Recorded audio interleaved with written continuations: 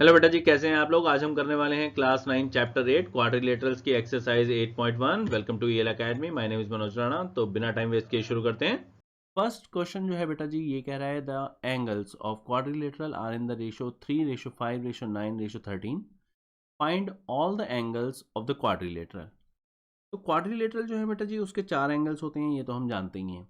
और जब कभी भी रेशो वाले हमारे क्वेश्चंस होते हैं तो बचपन से आप करते ही आए होंगे कि वहाँ पर एक्स लगा दो। तो 3x 5x 9x 13x जो हैं वो इस तरह से हमारे पास आ जाएंगे एंगल्स।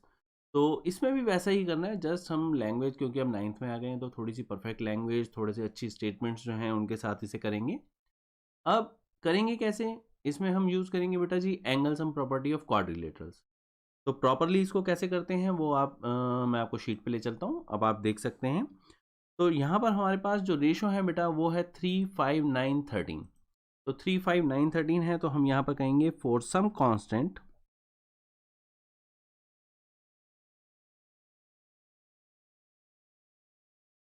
एक्स के, कोई सा भी आप एक कांस्टेंट ले लें, एंगल्स आर। अगर हम एक्स कांस्टेंट ले रहे हैं तो एंगल्स जो हैं वो हमारे पास हो जाएंगे यहाँ पर 3x 5x 9x and 13x। अब ये चार एंगल्स हैं और एंगल्स हम प्रॉपर्टी की अगर हम बात करें तो चारों एंगल्स का सम जो होता है वो 360 डिग्री होता है बेटा।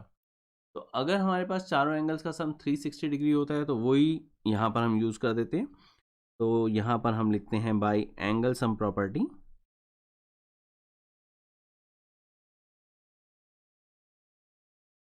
Of quadrilaterals.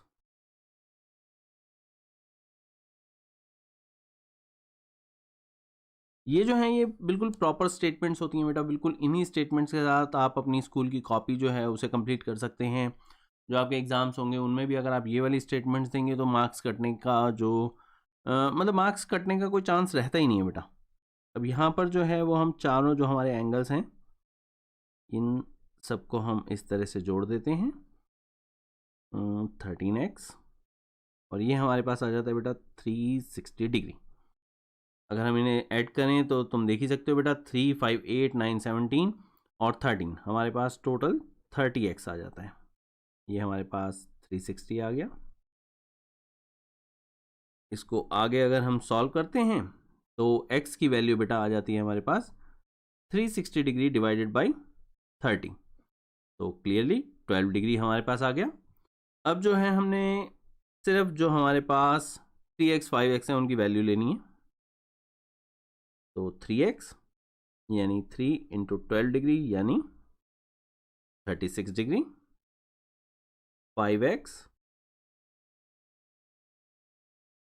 यानी 60 degree, 9x 9 to 12 degree 108 degree, 13x 13 into 12 यानी 156 डिग्री। तो ये हमारे पास बेटा चारों के चारों एंगल आ गए। और हम जो हैं वो ऐसे नहीं है कि इसको इसी तरीके से छोड़ देंगे। क्यों नहीं छोड़ सकते, क्योंकि बेटा x कोई भी ऐसा वेरिएबल नहीं था जो क्वेश्चन ने हमें दिया हो। हमें यहाँ पर जो x है वो लेट करना पड़ा था, तो हम लेट वैल्यूज़ में वहाँ पर आंसर नहीं छोड़ सकते। तो क्वेश्चन की लैंग्वेज में हमसे उसने चार एंगल्स पूछे थे तो हम वहाँ पर चार एंगल्स देंगे बेटा। तो hence the angles of the quadrilateral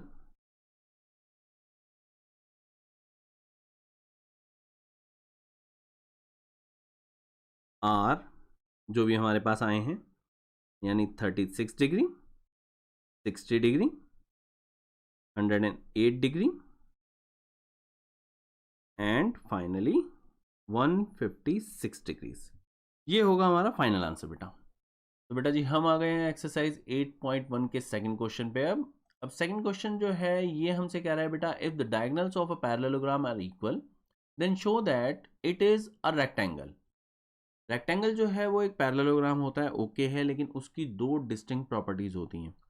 एक प्रॉपर्टी तो ये है बेटा कि जो डायगोनल्स होते हैं रेक्टेंगल के वो इक्वल होते हैं, और दूसरी प्रॉपर्टी ये है कि इसके एंगल्स जो हैं वो 90 डिग्री के होते हैं।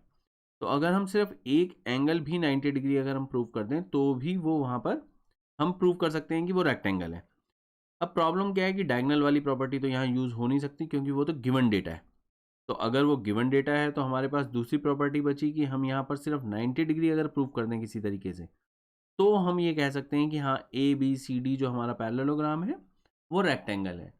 तो उसको करने के लिए हमें क्या करना पड़ेगा बेटा जी, हमें सबसे पहले तो ए डी सी और बी सी डी ये जो है इन दो ट्राइंगल्स को वहाँ पर कॉन्ग्रुएंट प्रूव करना होगा। कॉन्ग्रुएंसी प्रूव करने के बाद हम यहाँ पर सी पी सी टी से ये वाला एंगल और ये वाला एंगल इक्वल दिखाएंगे और उसके बाद इन एंगल्स का सम 180 दिखाएंगे। क्यों? क्योंकि ये एडजेसेंट एंगल है बेटा जी पैरेललोग्राम के। तो यहाँ पर एक के बाद एक कैसे करेंगे स्टेटमेंट के साथ वो मैं आपको बताता हूँ। सबसे पहले जो गिवन डेटा है बेटा जी उसमें हमारे पास है A B C D is a parallelogram with diagonals AC equals BD। जो दो डायगोनल हैं वो हमारे को इक्वल दिए हुए हैं।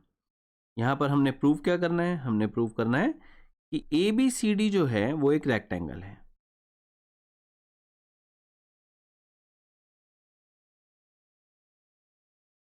हमें कोई कंस्ट्रक्शन की जरूरत नहीं है यहाँ पर, तो यहाँ पर सीधा चलते हैं हम प्रूफ पार्ट पर। प्रूफ पार्ट में हम क्या करते हैं, जो मैंने तुम्हें ट्राइंगल बताए हैं बेटा ADC BCD ये वाले ले लेते हैं। तो in triangle ADC and triangle BCD इसमें सबसे पहले AD और BC दिखा देते हैं इक्वल। AD equals BC। क्यों?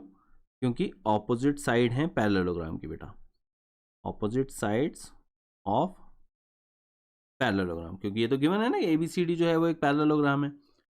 और क्या दिया हुआ है हमारे को, AC और BD ये आपस में इक्वल है, AC और BD। क्यों इक्वल है? क्योंकि ये गिवन डेटा है बेटा। और इसके बाद है बेटा जी हमारे पास DC। तो DC जो है वो हमारे पास CD के इक्वल है, कॉमन। ये मैंने DC और CD क्यों लिखा, ये इसलिए बेटा क्योंकि अगर हम यहाँ पर देखें तो हमेशा कॉरस्पॉन्डेंस होनी चाहिए इनमें। अगर हम यहाँ पर सेकंड थर्ड लेते हैं लेटर तो यहाँ पर भी सेकंड थर्ड लेना है। DC is equal to DC हम नहीं लिखते हैं, इस चीज़ का आप ध्यान रखेंगे। ये जो तीन हमारे पास अलग अलग क्राइटेरिया आ गए हैं इन्हें यूज़ करके हम वहाँ पर कॉन्ग्रुएंसी प्रूव कर सकते हैं। तो यहाँ पर जो है वो हम कहेंगे कि हमारे पास triangle ADC is congruent to triangle BCD। और क्यों है ये दोनों? क्योंकि हमने यहाँ पर SSS कॉन्ग्रुएंसी जो है वो यूज़ करनी है। तो ये हमारे पास SSS कॉन्ग्रुएंसी हो गई। और क्योंकि दो ट्राइंगल हमारे पास कॉन्ग्रुएंट आ गए हैं तो हम यहाँ पर जो एंगल हैं वो ले सकते हैं। ADC का एंगल D पूरा लिख देते हैं। क्यों? क्योंकि एंगल D जो है वो कंफ्यूजिंग एंगल है, बीच में से एक लाइन जा रही है, तो हम यहाँ पर लिख देते हैं पूरा एंगल ADC। ये इक्वल है हमारे पास एंगल BCD के। और क्यों है? CPCT से हैं, corresponding parts of congruent triangle. अब इसमें एक और चीज़ है, वो क्या है? Angle ADC plus angle BCD ये जो है ये 180 डिग्री है। अब ये क्यों है? ये इसलिए है बेटा क्योंकि ये एडजेसेंट एंगल भी हैं, एडजेसेंट एंगल्स ऑफ पैरेललोग्राम।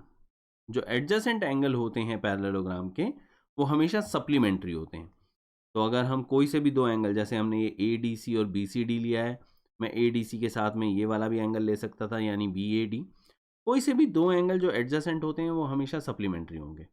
अब इससे क्या मिलता है? इससे एक फैक्ट होता है बेटा, मैं आपको वो फैक्ट बता देता हूँ वो क्या है। अगर कभी भी आपके पास A is equal to B हो और A प्लस B जो भी हमारे को इसका सम है वो दिया हुआ हो, तो ये ध्यान रखना बेटा इन दोनों से हमें मिल जाता है कि A B ये दोनों आपस में इक्वल भी हैं और दोनों जो भी सम दिया हुआ है उसके हाफ भी हैं। तो यहाँ पर जो है वो इसी तरीके से हम ये लिख देंगे कि from the above two equation about two equations, और यहाँ पर हमें क्या मिला, यहाँ पर हमें मिला ADC equals angle BCD equals 180/2 equals 90 degree. कई टीचर्स जो हैं उनका करवाने का ढंग थोड़ा सा अलग हो सकता है बेटा जी मेरे से। वो क्या करते हैं, इन दोनों को कहते हैं कि इनको x लेट कर लो, फिर यहाँ पर x + x 2x कर दो और फिर x की वैल्यू निकाल लो। तो वो भी एक मेथड है, लेकिन वो थोड़ा सा लंबा मेथड है। तो यहाँ पर ये जो है ये थोड़ा छोटा मेथड है, तो ये ज़्यादा अच्छा रहता है। तो बाकी आपकी मर्जी है बेटा, 9th क्लास है, जैसा आपके टीचर्स कहें बिल्कुल वैसा आप फॉलो कर सकते हैं, लेकिन मेन है कि आपके पास 90 डिग्री इस तरह से आ जाएगा। अब 90 डिग्री अगर हमने प्रूव कर दिया तो हम क्या करें, हमने जस्ट एक स्टेटमेंट देनी है, अ पैरेललोग्राम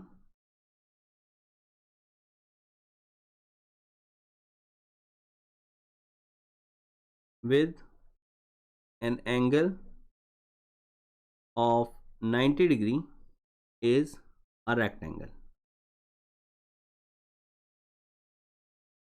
यहाँ पर इतना लिखने के बाद जो है वो हम लिख सकते हैं hence ABCD is a rectangle। हम आ गए हैं एक्सरसाइज 8.1 के थर्ड क्वेश्चन पर।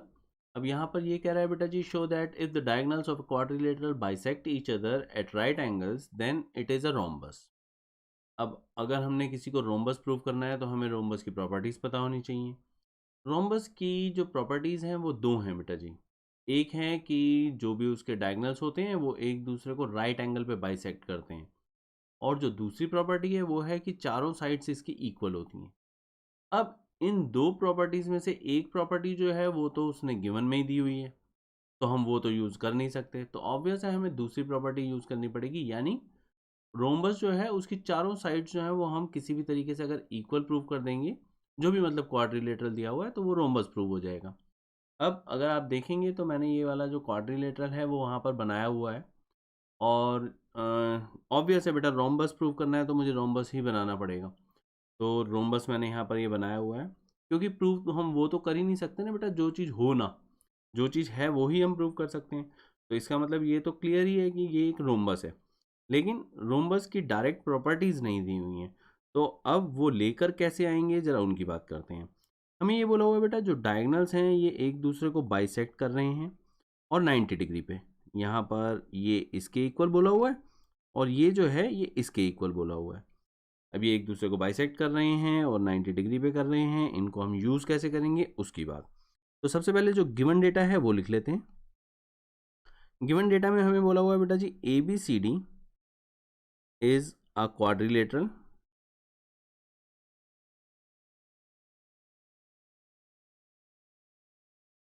with diagonals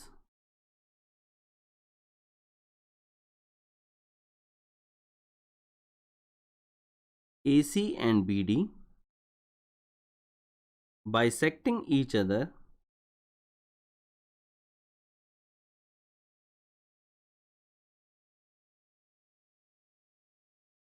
at O।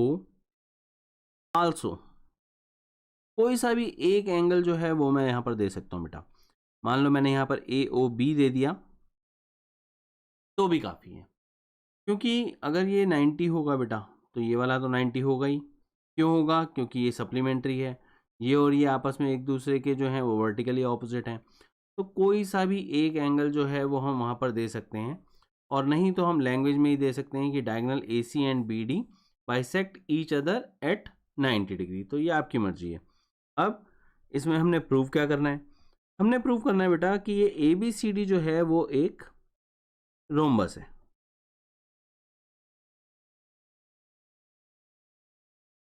Prove करने के लिए हमें यहाँ पर कोई कंस्ट्रक्शन करने की ज़रूरत नहीं है, तो सीधा हम प्रूफ पे चलेंगे बेटा। और प्रूफ में हम कैसे प्रूव करेंगे उसकी बात। प्रॉपर्टी तो मैंने आपको पहले ही बता दी है कि हमें इसकी चारों साइड्स को इक्वल प्रूव करना पड़ेगा। कैसे करना पड़ेगा वो ऐसा है बेटा जी, हम पहले दो ट्राइंगल लेंगे, कोई से भी एडजेसेंट ट्राइंगल AOD और COD, ऐसा कुछ भी ले लेते हैं। चाहो तो AOD और AOB भी ले सकते हो, जो आपका मन करे वो कर सकते हो। दो एडजेसेंट ट्राइंगल कोई से भी लोगे वो कॉन्ग्रुएंट होंगे। तो यहाँ पर हम ले लेते हैं, मान लो हमने ले लिया AOD एंड ट्राइंगल AOB। ये जो हमने दो ट्राइंगल लिए हैं इसके अंदर बेटा AO जो है ये तो दोनों में है, तो ये तो कॉमन हो गया। जो हमारे पास OD और OB हैं ये हमारे को इक्वल वहाँ पर दिए हुए हैं, क्योंकि उसने बोला है कि ये O पर बाइसेक्ट कर रहे हैं, तो ये हमारे पास गिवन डेटा में आ जाएगा। AOD और एंगल AOB ये जो हैं ये हमारे पास 90 डिग्री दिए हुए हैं, तो ये हमारे पास इस तरह से आ गए। अगर हम देखें तो हमारे पास यहाँ पर कॉन्ग्रुएंसी का जो SAS क्राइटेरियन होता है वो यहाँ पर मैच कर रहा है, तो यहाँ पर हम लिख देंगे 10 triangle AOD is congruent to triangle AOB। और क्यों है ये हम वहाँ पर बता देंगे, SAS कॉन्ग्रुएंसी के कारण है। तो ये हमारे पास SAS कॉन्ग्रुएंसी हो गई। इतनी मेहनत हमने क्यों की, हमने की यहाँ पर जस्ट ये दिखाने के लिए कि AD और AB ये हमारे पास इक्वल हैं।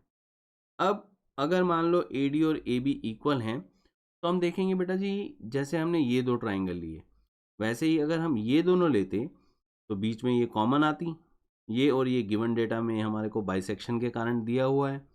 ये दोनों एंगल यानी AOB और COB ये 90 डिग्री के होते, तो मतलब सेम हम सब कुछ लेकर एक रिजल्ट ये दे देते कि यहाँ पर दो हमारी जो साइड हैं ये वाली इक्वल है, यानी AB और CB हमारे पास इक्वल आ जाती। तो अब क्योंकि सब कुछ सेम सेम करने पे हमें मिल जाएगा तो हम यहाँ पर लिख लेंगे similarly AB is equal to CB, और इसी तरीके से हम लिख देंगे CB is equal to CD, CB is equal to CD, और इसी तरीके से हमारे पास जो है वो आ जाएगा CD is equal to AD। तो हमारे पास अगर हम देखें तो चारों जो एडजेसेंट साइड्स हैं AD AB हमने प्रूव कर दी थी, और सिमिलरली हमने लिख दिया कि AB CB के इक्वल होएगी, CB CD के इक्वल हो जाएगी, और CD जो है वो AD के इक्वल हो जाएगी। तो इस तरह से हमारे पास चारों साइड्स जो हैं वो आ गई। तो यहाँ पर हम इस तरह से लिख देते हैं 10 AB is equal to BC is equal to CD is equal to D। और अगर एक क्वाड्रिलेटरल की चारों साइड्स इक्वल हो तो हम यहाँ पर ये बता देते हैं quadrilateral with all its sides equal to each other is a rhombus। और इसीलिए हम यहाँ पर बता देते हैं hence ABCD is a rhombus। जो हमने प्रूव करना था वो यही था, तो इस तरह से ABCD हमारे पास रोम्बस आ गया। तो बेटा जी हम एक्सरसाइज 8.1 के फोर्थ क्वेश्चन पे आ गए हैं, और फोर्थ क्वेश्चन हमसे कह रहा है show that the diagonals of a square are equal and bisect each other at right angles. तो बेटा हमें जो प्रॉपर्टी स्क्वायर की पता होती है उसमें से कुछ प्रॉपर्टीज़ जो हैं वो तो हमने प्रूव ही करनी है। तो यहाँ पर गिवन प्रॉपर्टीज़ में हम जो यूज़ कर सकते हैं वो सिर्फ एंगल ऑफ स्क्वायर यूज़ कर सकते हैं, और हम जो साइड्स ऑफ स्क्वायर इक्वल होती हैं वो वाली प्रॉपर्टी यूज़ कर सकते हैं।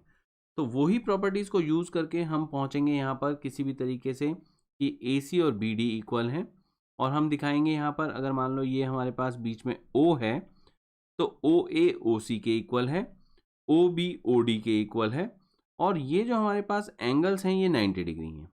तो क्वेश्चन हमसे ये कह रहा है, अब करेंगे कैसे वो एक एक करके मैं आपको बताता हूँ बेटा। सबसे पहले तो ADC और BCD को हम कॉन्ग्रुएंट प्रूव करेंगे ताकि हम वहाँ पर AC और BD को इक्वल दिखा सकें। ये कॉन्ग्रुएंसी आएगी कैसे, ये आएगी बेटा AD और BC क्योंकि ये इक्वल होंगे, DC हमारे पास यहाँ पर कॉमन होगी, और ये जो एंगल है ये वाला एंगल 90-90 क्योंकि एंगल ऑफ स्क्वायर है बेटा। तो ये वाली जो हमारे पास SAS कॉन्ग्रुएंसी है ये हमारे को ADC और BCD ये दे देगी। उसके बाद हम बाइसेक्शन प्रूव करेंगे बेटा। बाइसेक्शन कैसे प्रूव करेंगे? हम लेंगे OAD और साथ में हम लेंगे बेटा OCB। इसके अंदर ये वाला एंगल और ये वाला एंगल इक्वल होगा। क्यों? क्योंकि एक स्क्वायर जो है वो पैरेललोग्राम होता है बच्चे, तो अगर पैरेललोग्राम है तो ऑपोजिट साइड तो पैरेलल होंगी, और इसी के कारण ये जो है ये अल्टरनेट इंटीरियर एंगल्स हो जाएंगे। अब ये जो है ये वर्टिकली लेना है, तुम्हारी मर्जी बेटा, ये वाला लेना है इसके साथ में, वो तुम्हारी मर्जी। हम तीनों एंगल वहाँ पर दिखा सकते हैं, और साथ में हम ये वाली साइड यानी AD और BC ये भी दिखा सकते हैं, क्योंकि ये ऑपोजिट साइड है एक स्क्वायर की। इनफैक्ट सारी ही साइड इक्वल होती हैं स्क्वायर की, तो हम कोई सी भी दो साइड जो हैं वो आराम से दिखा सकते हैं। तो उसके बाद हम यहाँ पर ये OA OC के इक्वल दिखा देंगे, OB OD के इक्वल दिखा देंगे। तो अब इसे स्टेप बाय स्टेप कैसे करेंगे ज़रा उसकी बात बेटा। तो यहाँ पर सबसे पहले जो है वो हम गिवन डेटा लिख लेते हैं। गिवन डेटा में हमें ये दिया हुआ है कि ABCD एक स्क्वायर है बस, और अगर वो स्क्वायर है तो उसकी हम सारी प्रॉपर्टीज यूज कर सकते हैं, सिर्फ वो नहीं कर सकते बेटा जो हमने प्रूव करनी है। तो गिवन में ABCD इज ए स्क्वायर, और प्रूफ में हमने यहाँ पर टू प्रूफ में लिख देना है कि हमारे पास AC इक्वल है BD के, and AC and BD bisect each other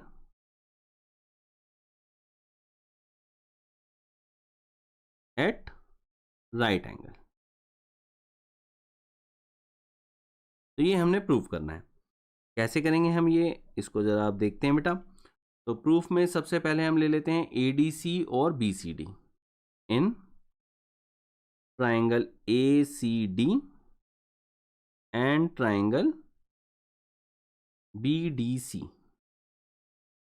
हमेशा कॉरस्पॉन्डेंस जो है वो हमने ध्यान रखनी होगी बेटा। अगर मैं ADC लेता तो मैं BCD लेता, क्योंकि मैंने यहाँ पर ACD लिख दिया बेटा, तो मुझे BDC लिखना पड़ेगा। अब यहाँ पर हमारे पास क्या है, हमारे पास सबसे पहले हम ले लेते हैं जो कॉमन है, CD और DC, सेकंड थर्ड, ये हमारे पास है कॉमन। एंगल ADC इक्वल है एंगल BCD के। एंगल्स ऑफ अ स्क्वायर, तो एंगल्स ऑफ अ स्क्वायर लिखना है या ईच 90 डिग्री लिखना है वो आपकी मर्जी है, बस ध्यान रखना है। यहाँ पर मैंने ज़्यादा क्लियरिटी के लिए यहाँ पर एंगल्स ऑफ स्क्वायर लिख दिया, क्योंकि अगर मैं ईच 90 डिग्री लिखूंगा तो कई बच्चे जो हैं वो सोचेंगे 90 डिग्री तो दिया ही नहीं हुआ, जबकि स्क्वायर दिया हुआ है तो हम स्क्वायर के एंगल जो है वो जानते हैं बेटा कि 90 के होते हैं, इसीलिए हम ये प्रूव कर सकते हैं और यूज़ भी कर सकते हैं। तो अब ये हमारे पास आ गया बेटा, और तीसरी चीज़ जो हमने लेनी है वो AD और BC लेनी है। तो यहाँ पर AD is equal to BC ले लेंगे, और यहाँ पर भी साइड्स ऑफ अ स्क्वायर लिख देंगे। और ज़रूरी नहीं है कि हम ऑपोजिट साइड लिखें, क्योंकि कोई सी भी दो साइड जो होती हैं वो स्क्वायर की इक्वल होती हैं। तीन चीज़ें आने के कारण हमारे पास जो है वो दो ट्राइंगल जो हमने लिए हैं, यानी ACD और ट्राइंगल BDC, ये हमारे पास कॉन्ग्रुएंट हो गए। अब कॉन्ग्रुएंट कैसे हो गई है हमारे पास, ये हमने ये साइड और बीच में एंगल, तो इसका मतलब SAS कॉन्ग्रुएंसी यूज़ की हमने। और इससे हमें मिला क्या है, इससे हमें मिल गया बेटा जी कि AC जो है वो इक्वल है BD के। तो ये हमारे पास CPCT हो गया, और इसे हम एक इक्वेशन दे देते हैं, क्योंकि फाइनली जो है वो रिजल्ट इसी से आएगा हमारा। उसके बाद हम ट्राइंगल पे चलते हैं बेटा जी। ट्राइंगल में OAD और OCB ये ले लेते हैं पहले। तो now in triangle OAD and triangle OCB, बस ये ध्यान रखना बेटा, फिर कॉरस्पॉन्डेंस की बात है, इस एंगल को आप इस वाले एंगल के इक्वल दिखा सकते हो। तो OAD जो है वो कॉरस्पॉन्डिंगली देखोगे OCB, आप ये नहीं लिखोगे कि OAD ट्राइंगल और OBC, ये वाला लिख दोगे तो गलत हो जाएगा। तो अब यहाँ पर बेटा OAD इक्वल हो जाएगा हमारे पास OCB के, और दूसरी चीज़ जो है वो मैं इसी लाइन में लिख देता हूँ क्योंकि मुझे शीट वहाँ पर जो है वो टर्न करनी पड़ेगी, आपके लिए प्रॉब्लम हो जाएगी, इसीलिए मैं एक लाइन में लिख रहा हूँ। आप एक एक लाइन में अलग अलग लिख सकते हैं। तो OAD OCB, इसके साथ में मैं लिख रहा हूँ ODA इक्वल हो जाएगा OBC के, और दोनों जो हैं ये हमारे पास एक ही रीजन है, अल्टरनेट इंटीरियर एंगल्स हैं ये, तो इसलिए ये इक्वल हो गए। और इसके साथ में जो हम देंगे वो AD और BC इक्वल देंगे, तो AD इक्वल्स, इसमें मैंने AD लिया है और यहाँ पर CB लिया है, तो यहाँ पर भी ऑर्डर जो है मैं सेम ही रखूँगा। तो AD is equal to CB, ऊपर वाले में हमने AD और BC लिया था क्योंकि हमारा ऑर्डर जो था वो फर्स्ट थर्ड ये था। अब जो है वो हमारे पास सेकंड थर्ड AD है और यहाँ पर सेकंड थर्ड CB है। तो सिर्फ लिखने का ढंग जो है वो हमेशा कॉरस्पॉन्डिंग रहना चाहिए बेटा। अब ये हमारे पास आ गया, इससे हमारे पास क्या आ जाएगा, इससे हमारे पास आ जाएगा 10, जो हमारे पास ट्राइंगल हैं यानी OAD congruent to triangle OCB। और क्यों आ जाएगा ये आ जाएगा हमारे पास ASA हमने यूज किए बेटा, ASA कॉन्ग्रुएंसी। और इससे हमें मिला क्या है यहाँ पर, इससे हमें मिल गया बेटा जी OA OC के इक्वल, OB OD के इक्वल। तो हमारे पास आ गया बेटा जी OA OC के इक्वल और OB OD के इक्वल। ये आ गया हमारे पास CPCT से, और ये भी हमारे लिए ज़रूरी है, तो हम यहाँ पर इक्वेशन नंबर 2 ले लेते हैं। अब यहाँ पर ये रिजल्ट जो है वो प्रूव करने के बाद अब हम क्या करेंगे, अब हमें चाहिए यहाँ पर ये दो एंगल बेटा। अब ये दो एंगल जो हैं इनके लिए क्या करें, इनके लिए हमें ट्राइंगल जो हैं वो फिर से लेने पड़ेंगे बेटा जी AOD और AOB। अब इन दोनों को कॉन्ग्रुएंट प्रूव करना होगा। पेपर में स्पेस ना होने के कारण बेटा जी हमारी मेन फिगर जा चुकी है, तो मैंने एक रफ फिगर जो है वो ड्रॉ कर ली है, और ये रफ फिगर जो है वो आपकी हेल्प करेगी आपको रिकॉल करवाने में कि क्या क्या हम ले चुके हैं और क्या क्या हमने लेना था। अब हम ट्राइंगल जो है वो लेंगे बेटा AOD और AOB। तो हमारे पास जो है वो हम लेते हैं now in triangle AOD and triangle AOB। अब इसमें बेटा AO जो है वो तो कॉमन है, तो हमारे पास हम सबसे पहले ले लेते हैं AO is equal to AO, ये हमारे पास कॉमन हो गया। दूसरा हम ले लेते हैं बेटा जी यहाँ पर जो OB और OD हमने इक्वल किया है, तो यहाँ पर हमारे पास OD इक्वल हम कर देते हैं OB के, और ये क्यों हो जाएगा इक्वल, ये हो जाएगा बेटा जी हमने यहाँ पर ये प्रूव किया हुआ है, तो हम यहाँ पर सीधा सीधा इसकी इक्वेशन दे देते हैं। इक्वेशन नंबर हमने यहाँ पर 2 दी थी, तो यहाँ पर हम फ्रॉम 2 लिख देते हैं।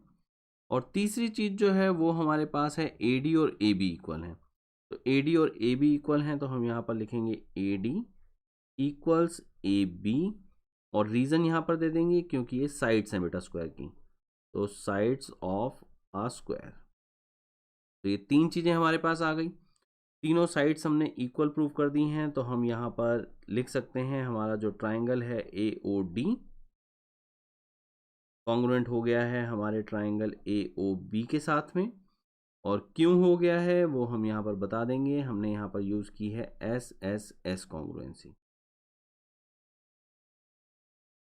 क्योंकि हमने मेहनत की है AOD और AOB को इक्वल प्रूव करने के लिए, तो AOD एंगल हमारा AOB के इक्वल आ गया। अब ये क्यों आ गया, क्योंकि CPCT है। और अब इसके साथ में ही हम यहाँ पर बता देंगे कि ये दोनों एंगल जो हैं हमारे पास AOD और AOB ये सप्लीमेंट्री हैं, दोनों का सम जो है वो 180 डिग्री है। क्यों है, क्योंकि अगर आप देखेंगे तो AOD और AOB जो है वो लीनियर पेयर है बेटा, तो यहाँ पर जो है वो लिख देते हैं हम, ये लीनियर पेयर है। अब यहाँ पर ये जो है हमारे पास अगर 180 आ गए, तो जो ध्यान रखने वाली चीज़ थी मैंने आपको एक बार पहले भी बताई थी, फिर से बता देता हूँ। ऐसा है बेटा, ये हमारे पास कभी भी दो अगर वेरिएबल इक्वल होते हैं और दोनों का सम दिया हुआ हो, तो दोनों वेरिएबल इक्वल तो होते ही हैं, साथ में वो सम का हाफ होते हैं। तो हमारे पास जो है वो अब क्या आ जाएगा, इसके कारण, इन दो इक्वेशंस के कारण, यहाँ पर from the above two equation हम लिख देंगे, from the above two equations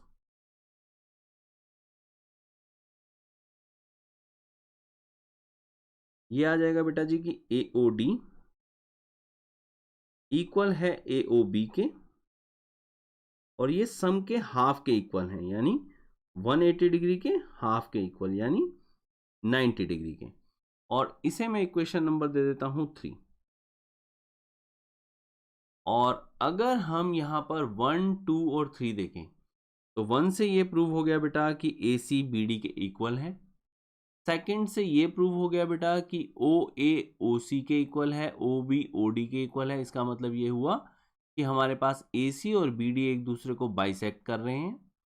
और जो थर्ड है वो इक्वेशन हमें बता रही है कि एंगल जो है AOD AOB वो 90 डिग्री के हैं। तो इसका मतलब जो हमने प्रूव करना था ये यहाँ पर 1, 2 और 3 इक्वेशन से हो जाएगा। तो मैं अब आपको इस पेज की आगे कोई ज़रूरत नहीं है, सिर्फ मैंने यहाँ पर फाइनल स्टेटमेंट लिखनी है। तो मैं यहाँ पर आराम से स्पेस लेकर ये फाइनल स्टेटमेंट लिख देता हूँ। तो यहाँ पर हमने लिखना है नाउ फ्रॉम 1, 2 एंड 3, और जो भी हमारे पास टू प्रूफ स्टेटमेंट ली थी हमने, यानी AC is equal to BD, और ये बता देंगे हम साथ में, and AC and BD bisect each other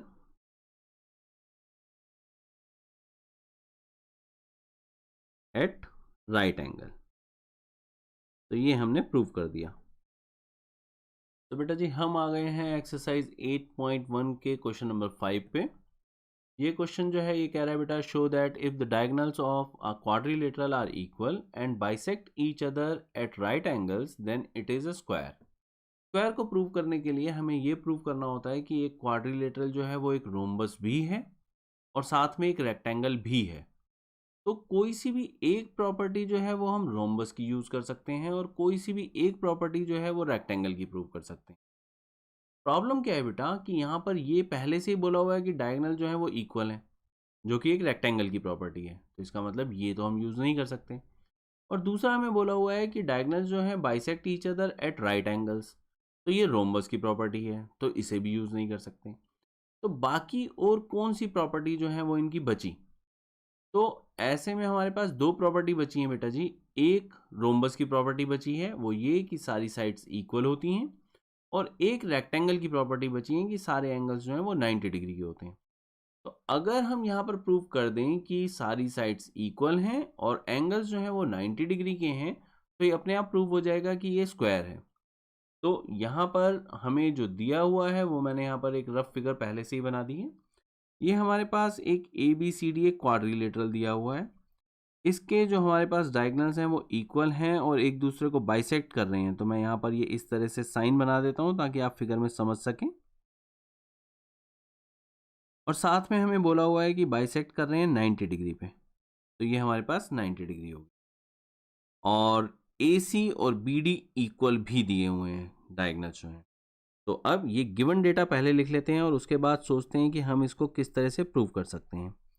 तो यहाँ पर हमें गिवन डेटा में ABCD जो है वो दिया हुआ है is a quadrilateral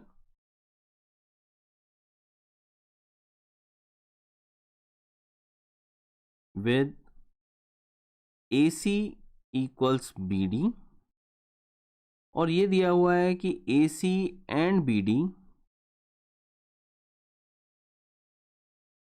bisect each other at right angle। ठीक है जी, हमें प्रूव क्या करना है? हमें प्रूव करना है कि ABCD जो है वो हमारे पास एक स्क्वायर है। तो ये हमने यहाँ पर तो प्रूव में लिख दिया। अब सबसे पहले हम क्या करें जिससे कि हमारे पास कुछ भी आए? तो हम यहाँ पर देखते हैं कि अगर हम AOD और AOB ले लें या फिर AOB और COB ले लें, कोई से भी दो एडजेसेंट ट्राइंगल ले लें, तो हम बहुत इजीली उसको कॉन्ग्रुएंट प्रूव कर सकते हैं। कॉन्ग्रुएंसी प्रूव करने से हमारे पास क्या होगा कि ए बी और बी सी ये इक्वल आ जाएंगी, यानी एडजेसेंट साइड इक्वल आ जाएंगी। सिमिलरली हमारे पास हम बाकी जो हमारे पास साइड्स हैं वो प्रूव कर सकते हैं, यानी बी सी सी डी और C D D A B. तो चारों पेयर हमारे पास इस तरह से हम बहुत इजीली प्रूव कर सकते हैं। तो एक चीज़ तो हमारे पास हो गई, उसके बाद हम दूसरी के बारे में सोचेंगे। तो सबसे पहले जो है वो हम क्या करते हैं, हम ले लेते हैं यहाँ पर triangle A O B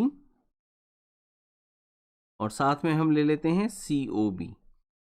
correspondence जो है वो आप ध्यान रखना बेटा, जो भी हमारे पास हम पार्ट्स लेंगे वो हमेशा कॉरस्पॉन्डिंग होने चाहिए, जिनको भी हम वहाँ पर प्रूव कर सकें। तो अब ए ओ जो है वो यहाँ पर सी ओ, फर्स्ट सेकंड इसको हम इक्वल प्रूव कर सकते हैं। क्यों? क्योंकि ये गिवन है, हमें पहले से बोला हुआ है कि जो हमारा ए सी और बी डी है वो एक दूसरे को बाइसेक्ट कर रहे हैं। उसके बाद जो है वो हमारे पास ए ओ बी इक्वल दिया हुआ है हमारे को सी ओ बी के। क्यों दिया हुआ है? क्योंकि हमें ये बोला हुआ है कि राइट एंगल पे बाइसेक्ट कर रहे हैं, तो ईच 90 डिग्रीज। उसके बाद अगर हम देखें बेटा जी, जो बी ओ है ये दोनों में है, तो बी ओ जो है वो क्योंकि दोनों ट्राइंगल्स में है तो ये हमारा कॉमन हो गया। और तीन हमने जो फैक्ट्स दिए हैं उसमें हम देखें तो हमारी जो कॉन्ग्रुएंसी है वो एस ए एस कॉन्ग्रुएंसी काम कर रही है। तो यहाँ पर हमारे पास हम कहेंगे कि हमारा ट्राइंगल ए ओ बी जो है वो कॉन्ग्रुएंट हो गया सी ओ बी के साथ में, reason S A S congruency. इससे हमें मिला क्या? इससे हमें मिल गया कि हमारा ए बी जो है वो सी बी के इक्वल है, तो ए बी इक्वल है सी बी के। उसके बाद हम यहाँ पर सिमिलरली लिख देंगे, सिमिलरली जो भी हमारे पास साइड्स बची हुई हैं वो हमारे पास सी बी इक्वल आ जाएगी सी डी के। जो हमारे पास सी डी है ये इक्वल आ जाएगी ए डी के, और जो ए डी है वो इक्वल आ जाएगी ए बी के। इस तरह से हमारे पास ये तीनों पेयर जो हैं वो सिमिलरली लिखकर हम वहाँ पर प्रूव कर सकते हैं, क्योंकि हैं तो एडजेसेंट ट्राइंगल्स ही और हर एक किसी में यही चीज़ें हमने प्रूव करनी है। तो ये हो गया हमारे पास। तो यहाँ पर हम इसको इकट्ठा लिख देते हैं। तो हमारे पास सारी साइड्स ए बी, अब हमें ऑर्डर ध्यान रखने की ज़रूरत नहीं है, बी सी सी डी और डी ए ये हमारे पास इक्वल आ गई। तो ये जो है ये हमारे पास हमने यहाँ पर इसे 1 ले लिया, एक इक्वेशन ले ली, क्योंकि हमें यहाँ पर सिर्फ यही नहीं बल्कि एक और रिजल्ट चाहिए। और जो दूसरा रिजल्ट चाहिए बेटा वो चाहिए हमारे को 90 डिग्रीज एंगल का। तो 90 डिग्री एंगल जो है वो हमें कैसे मिलेगा? उसके लिए हमें ट्राइंगल चेंज करना पड़ेगा, हमें लेना पड़ेगा यहाँ पर ए डी सी और बी सी डी। तो यहाँ पर ये वाले दो ले लेते हैं।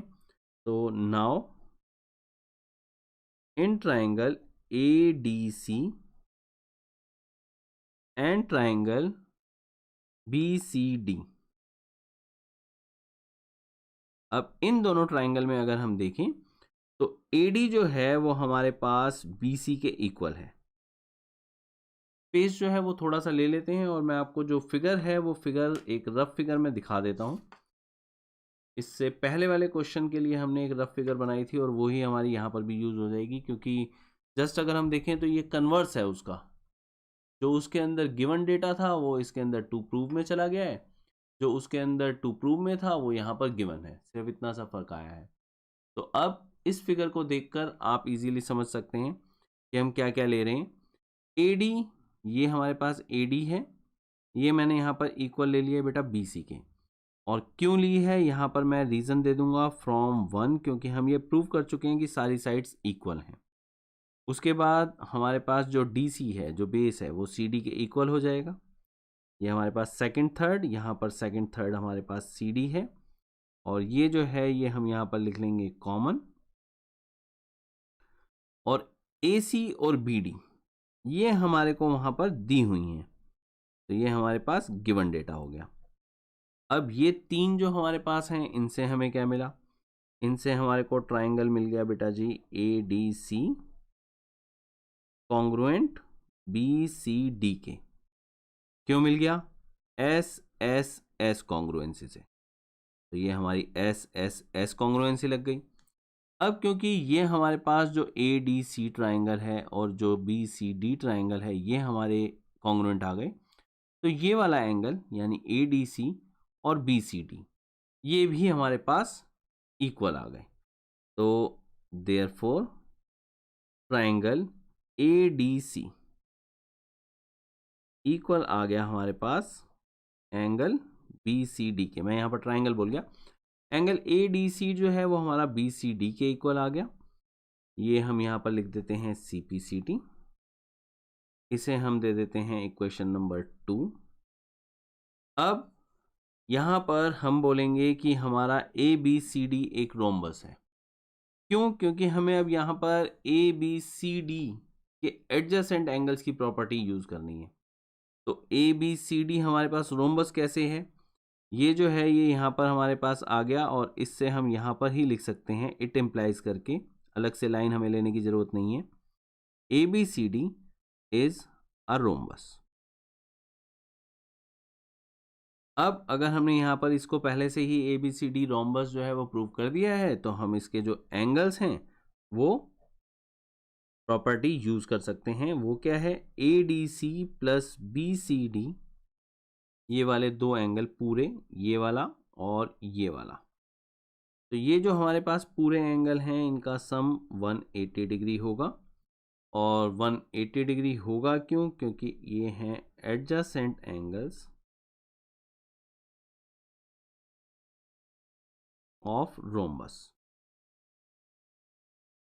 किसी भी पैरेललोग्राम के एडजेसेंट एंगल हों, वो कोई सा भी पैरेललोग्राम हो, वो हमेशा सप्लीमेंट्री होते हैं बेटा। तो ये हमारे पास आ गया। अब ये जो हमारे पास ऊपर दो इक्वेशंस हैं, इन दो को यूज अगर हम करें तो from the above two equations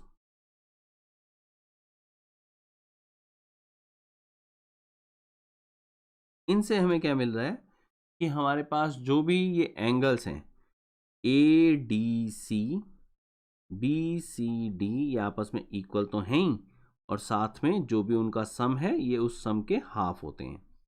तो इज इक्वल टू 90 डिग्री। और मैं आपको फिर से ये बता देता हूँ, जैसा कि मैंने पहले भी आपको बताया हुआ है, कि अगर मान लो हमारे पास, और जो पहले बताया हुआ है उसका मतलब ये नहीं है बेटा जी इसी क्वेश्चन में बताया होगा, इससे पहले वाले में बताया होगा। यहाँ पर अगर दो वेरिएबल इक्वल होते हैं बेटा, दोनों वेरिएबल का हमें सम दिया हुआ होता है, तो ऐसे में दोनों हमारे पास जो वेरिएबल होते हैं वो इक्वल भी होते हैं और साथ में वो सम के हाफ भी होते हैं। तो वही मैंने यहाँ पर यूज़ किया है कि दोनों हमारे पास एंगल इक्वल हैं और जो गिवन है हमारे पास सम उसके हाफ हैं यानी 90 डिग्री के हैं। तो यहाँ पर 10 ABCD is a rhombus with an angle of 90 degrees। इसका मतलब तो यही हुआ, एक एंगल तो हमने 90 डिग्री प्रूव कर दिया, इनफैक्ट हमने तो दो कर दिए, लेकिन ये तो पक्का हो गया कि ABCD एक रोम्बस है जिसमें एक एंगल 90 डिग्री का है। अगर रोम्बस का एक भी एंगल 90 डिग्री होता है तो वो स्क्वायर हो जाता है। तो यहाँ पर हम लिख देंगे hence ABCD is a square. हम आ गए हैं एक्सरसाइज 8.1 के क्वेश्चन नंबर 6 पे। ये कह रहा है बेटा diagonal AC of a parallelogram ABCD bisects angle A, show that it bisects angle C also, ABCD is a rhombus. तो फिगर जो है बेटा जी मैंने एक रफ फिगर जैसा कि हमारे को दी हुई है वैसे ही मैंने यहाँ पर बना ली है। हमें जो प्रूव करना है वो ये कि बेटा जी ये एंगल और ये एंगल आपस में इक्वल हैं, यानी एंगल C जो है वो बाइसेक्ट हो रहा है AC से। हमें जो दिया हुआ है वो ये है कि ये वाला एंगल और ये वाला एंगल इक्वल हैं क्योंकि एंगल A जो है वो बाइसेक्ट हो रहा है, ये तो गिवन है। और साथ में हमें प्रूव करना है कि ABCD पूरा जो है वो एक रोम्बस है। तो कैसे करेंगे बेटा जी इसको, उसको मैं बता देता हूँ। सबसे पहले जो है ये एंगल और ये एंगल ये दोनों आपस में इक्वल होंगे। क्यों? क्योंकि ABCD एक पैरेललोग्राम तो दिया हुआ है बेटा, तो ऐसे में ऑपोजिट साइड तो पैरेलल होंगी। अगर ये पैरेलल होंगी तो इसका मतलब ये है कि अल्टरनेट इंटीरियर एंगल जो है वो इक्वल होंगे। ये इसके इक्वल होगा, ये इसके इक्वल होगा, ये आपस में इक्वल हैं। तो इसका मतलब ये हुआ कि ये भी आपस में इक्वल होंगे। तो ये तो हमारा फर्स्ट पार्ट हो गया बेटा। उसके बाद ये आपस में इक्वल हैं, ये इसके इक्वल है, तो ये और ये भी तो आपस में इक्वल हो गए। तो ऐसे में अगर ये और ये आपस में इक्वल हो गए बेटा, तो अगर हम एक ट्राइंगल की बात करें डी ए सी, तो उसमें दो एंगल इक्वल होने के कारण उनकी ऑपोजिट साइड जो है वो इक्वल हो जाएंगी, यानी डी ए और डी सी। अगर डी ए और डी सी इक्वल हो गई तो ऐसे में हमारे पास पूरा ए बी सी डी जो भी हमारे को यहाँ पर रोम्बस दिया हुआ है, मतलब पैरेललोग्राम दिया हुआ है, वो हम इजीली रोम्बस प्रूव कर देंगे। तो इसको प्रॉपरली स्टेटमेंट के साथ कैसे लिखेंगे, सबसे पहले जो है वो हम गिवन लिख लेते हैं बेटा जी। तो गिवन में हमारे पास ये दिया हुआ है कि ए बी सी डी जो है वो एक पैरेललोग्राम है, is a parallelogram in which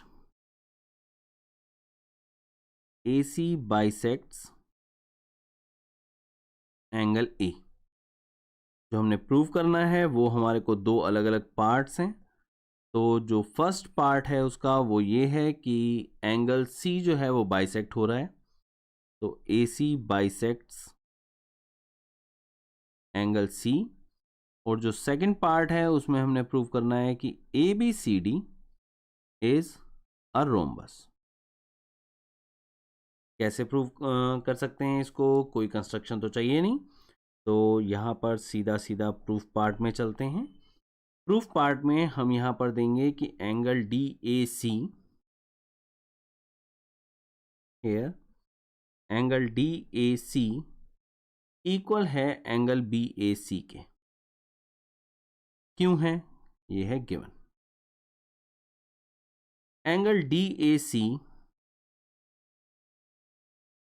equal है बी सी ए के। क्यों, अल्टरनेट इंटीरियर एंगल। और सेम रीजन के लिए हमारे पास एंगल बी ए सी, जो हमारे पास ये वाला है बी ए सी, ये इक्वल हो जाएगा इसके, यानी डी सी ए के। डी सी ए, ये भी हमारे पास अल्टरनेट इंटीरियर एंगल्स हैं, क्योंकि जब भी पैरेलल साइड्स होती हैं तो अल्टरनेट इंटीरियर एंगल्स वो हमारे को देंगी, अगर मान लो कोई भी एक ट्रांसवर्सल जा रही है। अब अगर आप ये तीन इक्वेशन देखें बेटा, तो इसमें अगर आप देखें तो हमारी जो ये दो इक्वेशन हैं इनकी लेफ्ट हैंड साइड ये तो ऑलरेडी इक्वल दी हुई हैं, डी ए सी और बी ए सी। तो जब भी दो इक्वेशन की लेफ्ट हैंड साइड हमारी इक्वल होती हैं तो हमारी जो उनकी राइट हैंड साइड हैं वो भी इक्वल होती हैं। तो हम सिंपल यहां पर लिख सकते हैं from the above three equations हमें क्या मिल जाएगा, ये जो राइट हैंड साइड है ये इक्वल मिल जाएंगी, यानी एंगल बी सी ए इक्वल मिल जाएगा एंगल डी सी ए के। तो हेंस जो भी हमारे पास स्टेटमेंट थी, यानी ए सी बाइसेक्ट्स एंगल सी, और साथ में हमें जो चाहिए वो भी हम लिख लेंगे। वो हमें क्या चाहिए, हमें यहाँ पर ये एंगल और ये एंगल आपस में इक्वल चाहिए। तो हम क्या करेंगे, हम यहाँ पर चारों एंगल ही आपस में इक्वल एक ही बार में लिख देंगे। तो हम यहाँ पर लिखेंगे एंड, यहाँ पर हमें जो जो एंगल दिए हुए हैं वो सारे लिख देते हैं। डी ए सी इक्वल हो गया हमारा बी ए सी के, वो तो पहले से ही था। बी ए सी इक्वल है डी सी ए के। और हमारे पास हम चाहें तो यहाँ पर एक और जो हमारे पास है बी सी ए, इसे भी लिख लें, इसकी ज़रूरत नहीं है। मेन हमारी जो ज़रूरत है वो सिर्फ यहीं पर ख़त्म हो जाती है, क्योंकि हमने सिर्फ एक ही ट्राइंगल लेना है। तो now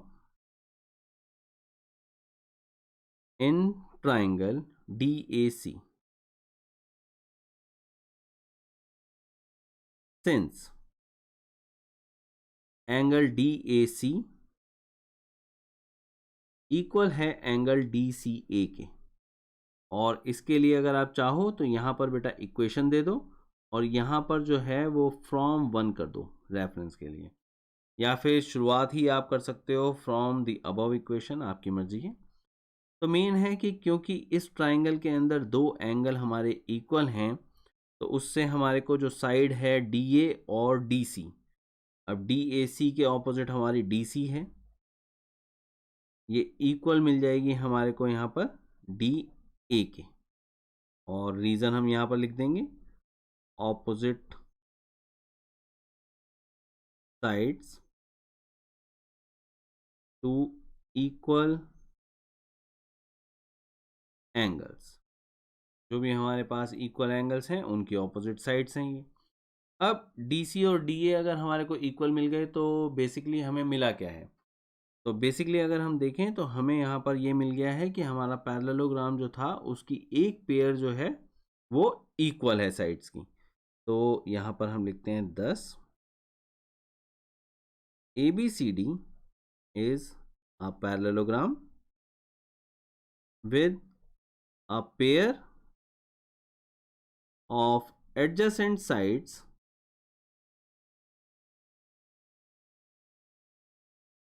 equal to each other। यानी इसकी दो जो साइड्स हैं वो एक दूसरे के इक्वल हैं। और कभी भी अगर पैरेललोग्राम की दो एडजेसेंट साइड्स इक्वल होती हैं तो वो रोम्बस होता है। तो बस इतना लिखने के बाद हम लिख देंगे hence ABCD is a rhombus. तो बेटा जी हम आ गए हैं क्वेश्चन नंबर 7 पे। ABCD is a rhombus, show that diagonal AC bisects angle A as well as angle C, and diagonal BD bisects angle B as well as angle D। तो जैसा कि इस पूरी एक्सरसाइज में चल रहा है कि क्वेश्चंस जो हैं वो पेयर में हैं और एक दूसरे के कन्वर्स हैं। तो अगर हम देखें तो बेटा जो 6th क्वेश्चन हमने किया है उसका ये कन्वर्स है। तो यहाँ पर हमने ये प्रूव करना है कि ये एंगल जो है एंगल ए और एंगल सी आपस में बाइसेक्ट, इनफैक्ट ये बोला जाए कि ए सी इन दोनों एंगल्स को बाइसेक्ट कर रही है, और ये जो बी डी है ये एंगल बी और एंगल डी को बाइसेक्ट कर रही है। तो ये हमने प्रूव करना है बेटा। तो यहाँ पर हमें जो प्रूव करना है वो ये एंगल मैं बना देता हूँ कि ये और ये आपस में इक्वल हैं। मैं इक्वल साइन नहीं दे रहा हूँ क्योंकि ये गिवन नहीं है डेटा। और दूसरा हमने जो प्रूव करना है बेटा वो ये कि ये वाला एंगल जो है वो इसके इक्वल है। इसी तरीके से बी और डी में करना है, लेकिन यहाँ पर मैं बना नहीं रहा हूँ क्योंकि हम इसको प्रूव करेंगे भी नहीं, क्योंकि हम सिर्फ ये एक प्रूव करके उसे सिमिलरली लिखकर प्रूव कर देंगे। अब अगर मान लो ये एंगल हमने इक्वल प्रूव करने हैं तो कैसे करने हैं, तो यहाँ हम देखें बेटा तो ये हमारे को एक पैरेललोग्राम तो दिया हुआ है, क्योंकि ये हमारे को वहाँ पर बताया हुआ है कि एक रोम्बस है। तो रोम्बस है तो ये वाला एंगल और ये वाला एंगल तो इक्वल होंगे, क्यों? क्योंकि अल्टरनेट है। ये वाला एंगल और ये वाला एंगल भी इक्वल होंगे क्योंकि अल्टरनेट है। अब जो रोम्बस है, रोम्बस की क्या प्रॉपर्टी हम यूज करेंगे, वो ये कि एडजेसेंट साइड जो है वो इक्वल है बेटा। तो अगर हम ट्राइंगल डी सी ए लेंगे तो इसमें डी सी और डी ए इक्वल होंगी। अगर दो साइड इक्वल होती हैं तो उनके ऑपोजिट एंगल्स भी इक्वल होते हैं। तो हमारे पास ये एंगल और ये एंगल इक्वल होगा, लेकिन ये वाला तो इसके इक्वल था, तो इसका मतलब ये दोनों एंगल आपस में इक्वल हो जाएंगे। तो इसी से हम ये प्रूव कर देंगे कि एंगल ए हमारा बाइसेक्ट हो गया। तो सबसे पहले जो गिवन डेटा है बेटा वो लिख लेते हैं। गिवन डेटा में है हमारे पास कि ABCD जो है इज अ रोम्बस। उसके बाद जो टू प्रूव है उसके अंदर हमें दिया हुआ है कि हमने प्रूव करना है AC bisects angle A as well as angle D, and BD bisects angle B as well as angle D। तो ये जो है ये तो हमने जो प्रूव करने हैं वो हो गए बेटा। कंस्ट्रक्शन की कोई ज़रूरत नहीं है, तो सीधा सीधा हम प्रूफ पार्ट पर आ जाते हैं। प्रूफ पार्ट में हम चलते हैं ट्राइंगल DAC में। तो इन ट्राइंगल DAC इसमें हमें दिया हुआ है बेटा कि DA DC के इक्वल है, DA DC के इक्वल है। और यहाँ पर हम बता देंगे क्यों है, क्योंकि ये साइड्स हैं रोम्बस की, और इसीलिए हमारे पास एंगल DA के ऑपोजिट अगर हम देखें तो हमारे पास एंगल DCA है, और DC के ऑपोजिट देखें तो DAC है। ये आपस में इक्वल हो जाएंगे। क्यों हो जाएंगे? क्योंकि opposite angles to equal sides. तो ये हम यहां पर बता देंगे। अब ये हमारे पास एक इक्वेशन आ गई, इसको हम इक्वेशन नंबर 1 दे देते हैं। अब DCA, ये जो हमारे पास DCA है, ये हमारा किसके इक्वल होगा? DCA इक्वल होगा हमारे पास यहाँ पर जो हमारे को BAC दिया हुआ है। तो बट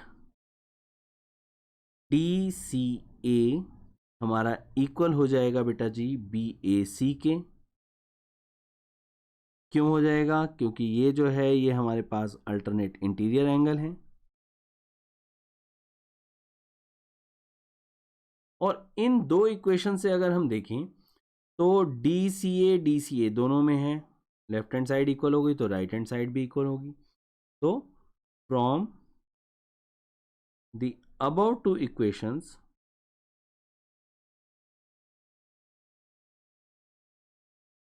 हम ये कह सकते हैं कि हमारे पास एंगल DAC इक्वल आ गया BAC के। अब सिर्फ ये जो है ये हमारा प्रूविंग पार्ट है। सिर्फ इतना सा करने के बाद बाकी सब कुछ हम वहां पर सिमिलरली वहां पर लिखकर प्रूव कर देंगे। क्योंकि अगर मान लो इस साइड ऐसा हो रहा है तो उस साइड भी तो ऐसा ही होगा।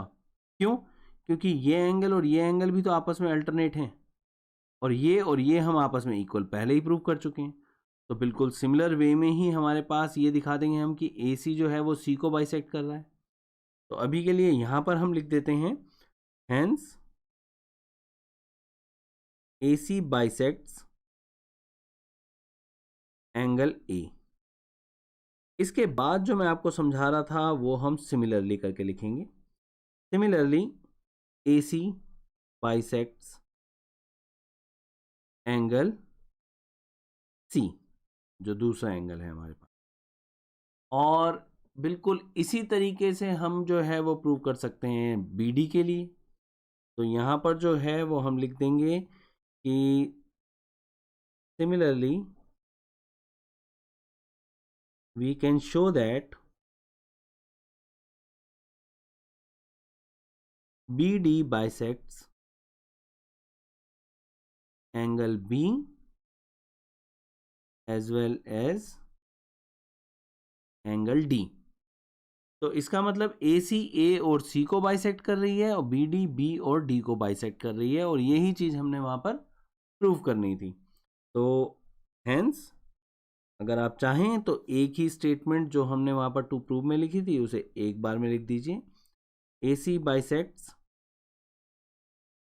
Angle A as well as angle C and BD bisects angle B as well as angle D। Hello बेटा जी, कैसे हो? My name is Manoj Rana, welcome to UL Academy. तो हम चलते चलते अब आ गए हैं बेटा जी क्वेश्चन नंबर 8 की तरफ। अगर आप 7th क्वेश्चन में मेरे साथ थे तो देख कर ही आप पहचान लेंगे कि क्वेश्चन काफ़ी सिमिलर है। अगर आप नहीं थे तो टेंशन मत लीजिए, मैं आपको बिल्कुल बिगनिंग से समझाने वाला हूँ। क्वेश्चन जो है वो हमसे कह रहा है बेटा ABCD is a rectangle in which diagonal AC bisects angle A as well as angle C. Show that first part ABCD is a square, second part diagonal BD bisects B as well as angle D। तो यहाँ पर आप देख सकते हैं बेटा जी की figure तो मैंने यहाँ पर बनाई हुई है ऑलरेडी। तो गिवन पार्ट और टू प्रूव पार्ट पहले लिख लेते हैं, उसके बाद हम डिस्कस करते हैं कि हमारे पास यहाँ पर क्या क्या है और कैसे कैसे हमने प्रूव करना है। तो गिवन पार्ट में हमारे पास जो है वो ये है बेटा कि ABCD एक रेक्टेंगल है। ABCD इज अ रेक्टेंगल जिसके अंदर हमें ये दिया हुआ है बेटा कि AC जो है वो बाइसेक्ट कर रहा है, bisects angle A as well as angle C। ये हमें दिया हुआ है। जो प्रूव करना है वो दो पार्ट है हमारे पास। तो हम यहाँ पर अलग अलग पार्ट्स लिख लेते हैं। पहला पार्ट जो है वो ये कि ABCD इज अ स्क्वायर, और सेकंड पार्ट ये कि डायगोनल BD जो है वो बाइसेक्ट कर रहा है angle B as well as angle D। हमें यहाँ पर कोई कंस्ट्रक्शन की ज़रूरत नहीं है, तो सीधा सीधा हम यहाँ पर प्रूफ लिख देंगे। और इससे पहले कि मैं प्रॉपरली आपको एक एक स्टेप बताऊँ, मैं आपको पहले बता देता हूँ कि हम कैसे प्रूव करेंगे बेटा। तो ABCD अगर मान लो हमने स्क्वायर प्रूव करना है किसी रेक्टेंगल को, तो बहुत ही सिंपल है कि उसकी दो एडजेसेंट साइड को इक्वल प्रूव कर दो।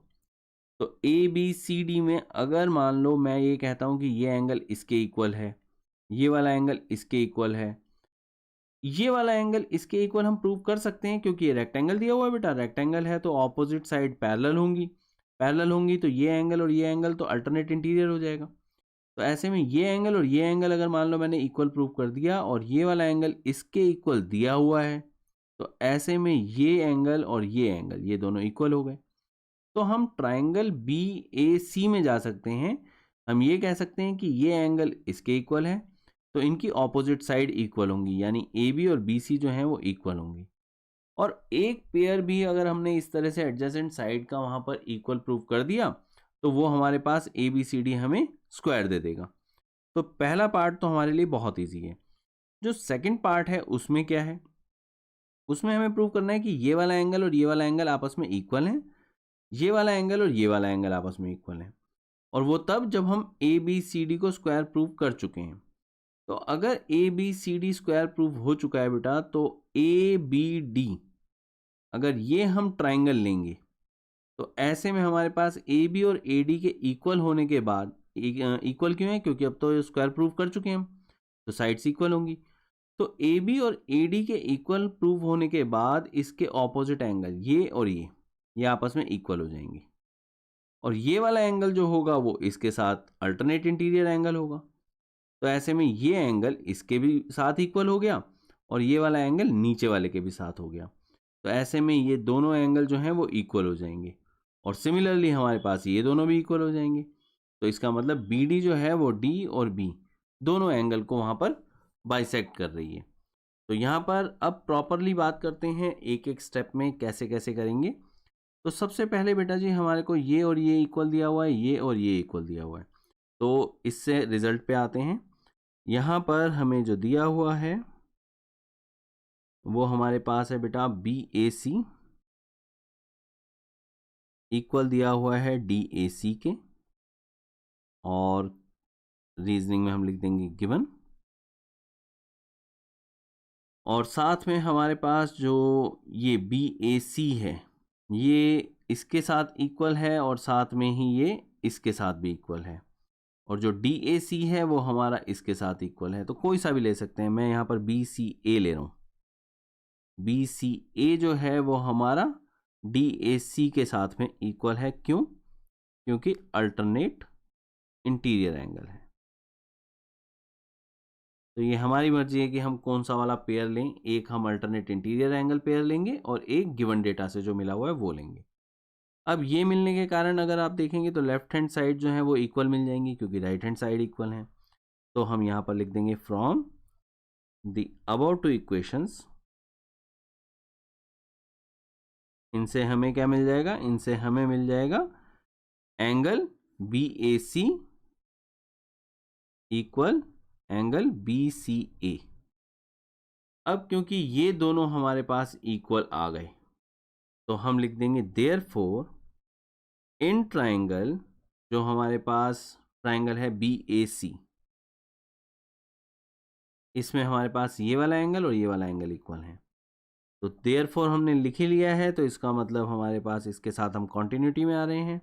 तो हमें जस्ट बताना है कि कौन सी साइड इक्वल हो जाएगी। तो BAC के ऑपोजिट BC है, तो हमारी BC जो है वो इक्वल हो गई हमारी BA के। और यहाँ पर हम लिख देंगे opposite sides to equal angles. इतनी रीजनिंग काफ़ी है। तो BC और BA इक्वल प्रूफ होने से हमें क्या मिला, तो हम यहाँ पर लिखेंगे 10 ABCD is a rectangle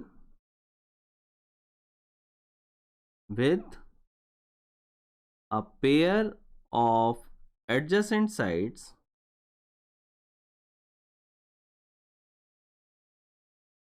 equal to each other।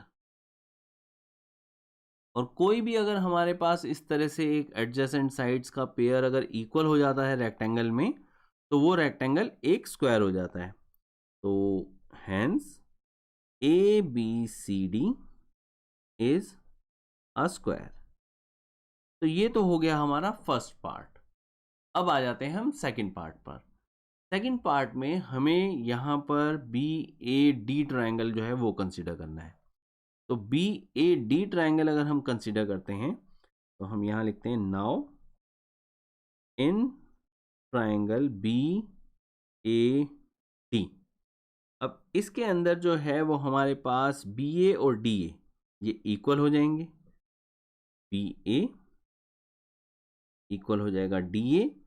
क्यों हो जाएगा? क्योंकि अब ये साइड हैं स्क्वायर की। तो साइड्स ऑफ स्क्वायर तो सारी इक्वल होती हैं, तो BA और DA इक्वल होंगे। देयरफॉर हमारे पास BA के ऑपोजिट जो एंगल है यानी एंगल ADB ये इक्वल हो जाएगा हमारे पास ABD के। और क्यों हो जाएगा? क्योंकि opposite angles to equal sides.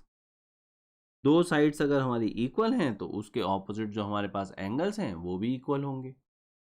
अब अगर हम इस एंगल की बात करें यानी एंगल ADB की, तो यहाँ पर हम आल्सो या बट कुछ भी मतलब स्टेटमेंट जो है वो कॉन्टिन्यूटी में दिखनी चाहिए। ये लिख देंगे ADB इज इक्वल टू, ये जो है हमारे पास ये इक्वल है CBD के। तो यहाँ पर हम लिख देंगे CBD। और क्यों है ये है अल्टरनेट इंटीरियर एंगल्स। अब अगर हम ये दोनों इक्वेशन देखें बेटा तो लेफ्ट हैंड साइड तो इक्वल है, तो ऑब्वियस है राइट हैंड साइड भी इक्वल होंगी। तो यहाँ पर जो है वो हमारे पास हम कहेंगे from the above two equations,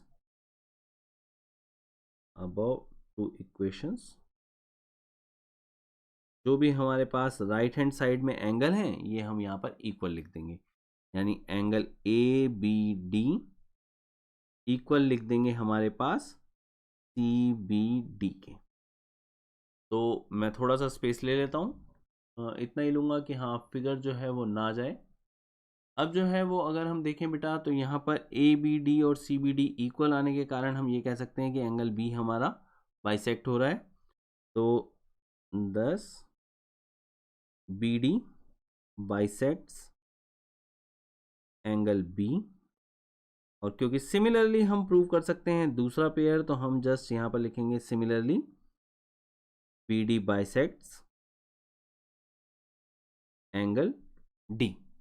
और फाइनली इकट्ठा लिख देते हैं इसको, और कुछ भी नहीं, यानी hence BD bisects angle B as well as angle D। तो बेटा जी हम आ गए हैं क्वेश्चन नंबर 9 पर। अब इस क्वेश्चन में ये कह रहा है बेटा in parallelogram ABCD 2 points P and Q are taken on diagonal BD such that DP is equal to BQ। Show that first part APD is congruent to triangle CQB, AP is equal to CQ, triangle AQB congruent to triangle CPD, AQ is equal to CP। और fifth part हमने prove करना है APCQ is a parallelogram. तो सबसे पहले हमारे को यहाँ पर APD अगर हम देखें तो ये वाला ट्राइंगल है बेटा, और दूसरा जो है वो है CQB। तो CQB ये ट्राइंगल है। इनमें ये जो एंगल है बेटा इसके इक्वल होंगे। ये दोनों आपस में क्योंकि अल्टरनेट इंटीरियर हैं इसलिए इक्वल हैं। DPBQ गिवन है हमें इक्वल इसलिए हैं। और AD और CB ये आपस में इक्वल होंगे। क्यों? क्योंकि ऑपोजिट साइड है पैरेललोग्राम की। तो फर्स्ट पार्ट के लिए सिर्फ इतना ही चाहिए आपको।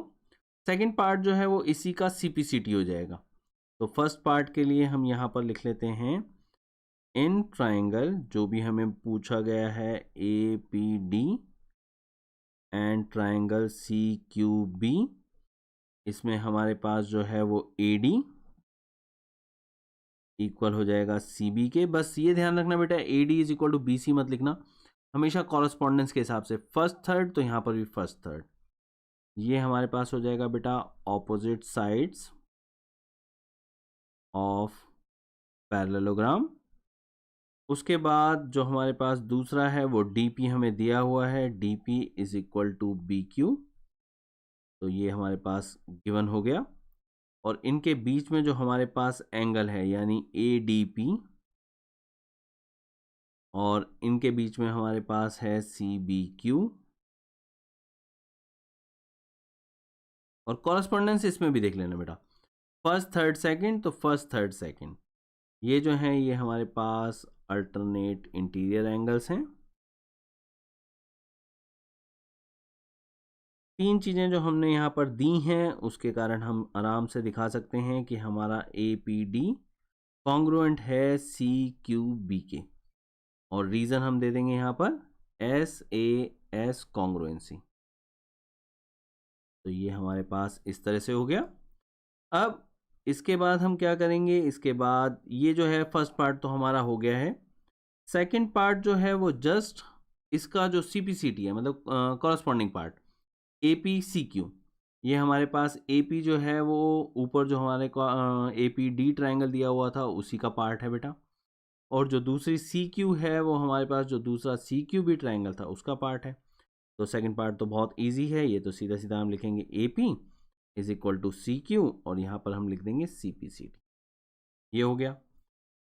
इसकी ज़रूरत हमें बाद में पढ़ने वाली है, तो मैं इसे यहाँ पर एक इक्वेशन देकर अभी के लिए छोड़ देता हूँ। अब थर्ड पार्ट पे चलते हैं। जो थर्ड पार्ट है हमारा, उसके लिए हमारे को ये ट्रायंगल लेने पड़ेंगे AQB और CPD।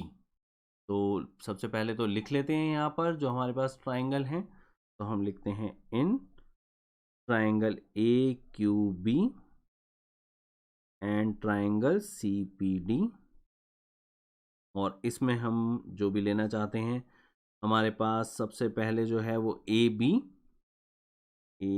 जो है ये इक्वल मिल गया हमारे को यहाँ पर CD के। क्यों मिल गया? Opposite sides of parallelogram. उसके बाद जो दूसरी चीज़ हमें मिल गई बेटा जी वो पहले वाला ही है, यानी DP और BQ हमारे को मिल गया है। तो यहाँ पर हमारे को BQ लिखना है और यहाँ पर हमारे को DP लिखना है। ये हमारे पास गिवन डेटा हो गया। इनके बीच में जो एंगल हैं यानी हमारे पास ABQ, और इसमें जो हमारे पास एंगल है वो है CDP। ये क्यों? ABQ हमारा ये एंगल है और CDP ये एंगल है, और ये अल्टरनेट इंटीरियर हैं। तो यहाँ पर अल्टरनेट इंटीरियर एंगल्स, ये रीजनिंग आ गई। और इससे हमें क्या मिल गया? इससे हमें मिल गया कि ट्रायंगल AQB कॉन्ग्रुएंट है ट्रायंगल CPD के। अब ये कॉन्ग्रुएंट कैसे हैं? SAS कॉन्ग्रुएंसी लग रही है यहाँ पर, तो वो बता देंगे। तो ये हो गया हमारा थर्ड पार्ट बेटा। फोर्थ अब मैं थोड़ा सा आगे कर देता हूँ क्योंकि हमें थोड़े से स्पेस की अभी ज़रूरत है यहाँ पर। अब इसमें जो है बेटा, जो हमारा फोर्थ पार्ट है, फोर्थ पार्ट में जो हमें चाहिए यानी AQ इक्वल CP, तो अगर आप देखेंगे तो ये देखिए फर्स्ट सेकंड फर्स्ट सेकंड, तो ये तो अपने आप ही हो गया। तो ये हमारे पास कैसे आ गया? CPCT से। अब ये CPCT से आ गया और इसकी ज़रूरत है हमें, तो यहाँ पर जो है वो सेकंड लिख लेते हैं। अब जो फर्स्ट और सेकंड हमने इक्वेशन ली है, अब टाइम आ गया है उसको यूज़ करने का। तो फिफ्थ पार्ट को अगर मान लो हमने प्रूव करना है, तो हम यहाँ पर लिखेंगे from 1 and 2 we can say that, जो हमारे पास वहाँ पर हमने प्रूव करना है APCQ is a quadrilateral with its opposite sides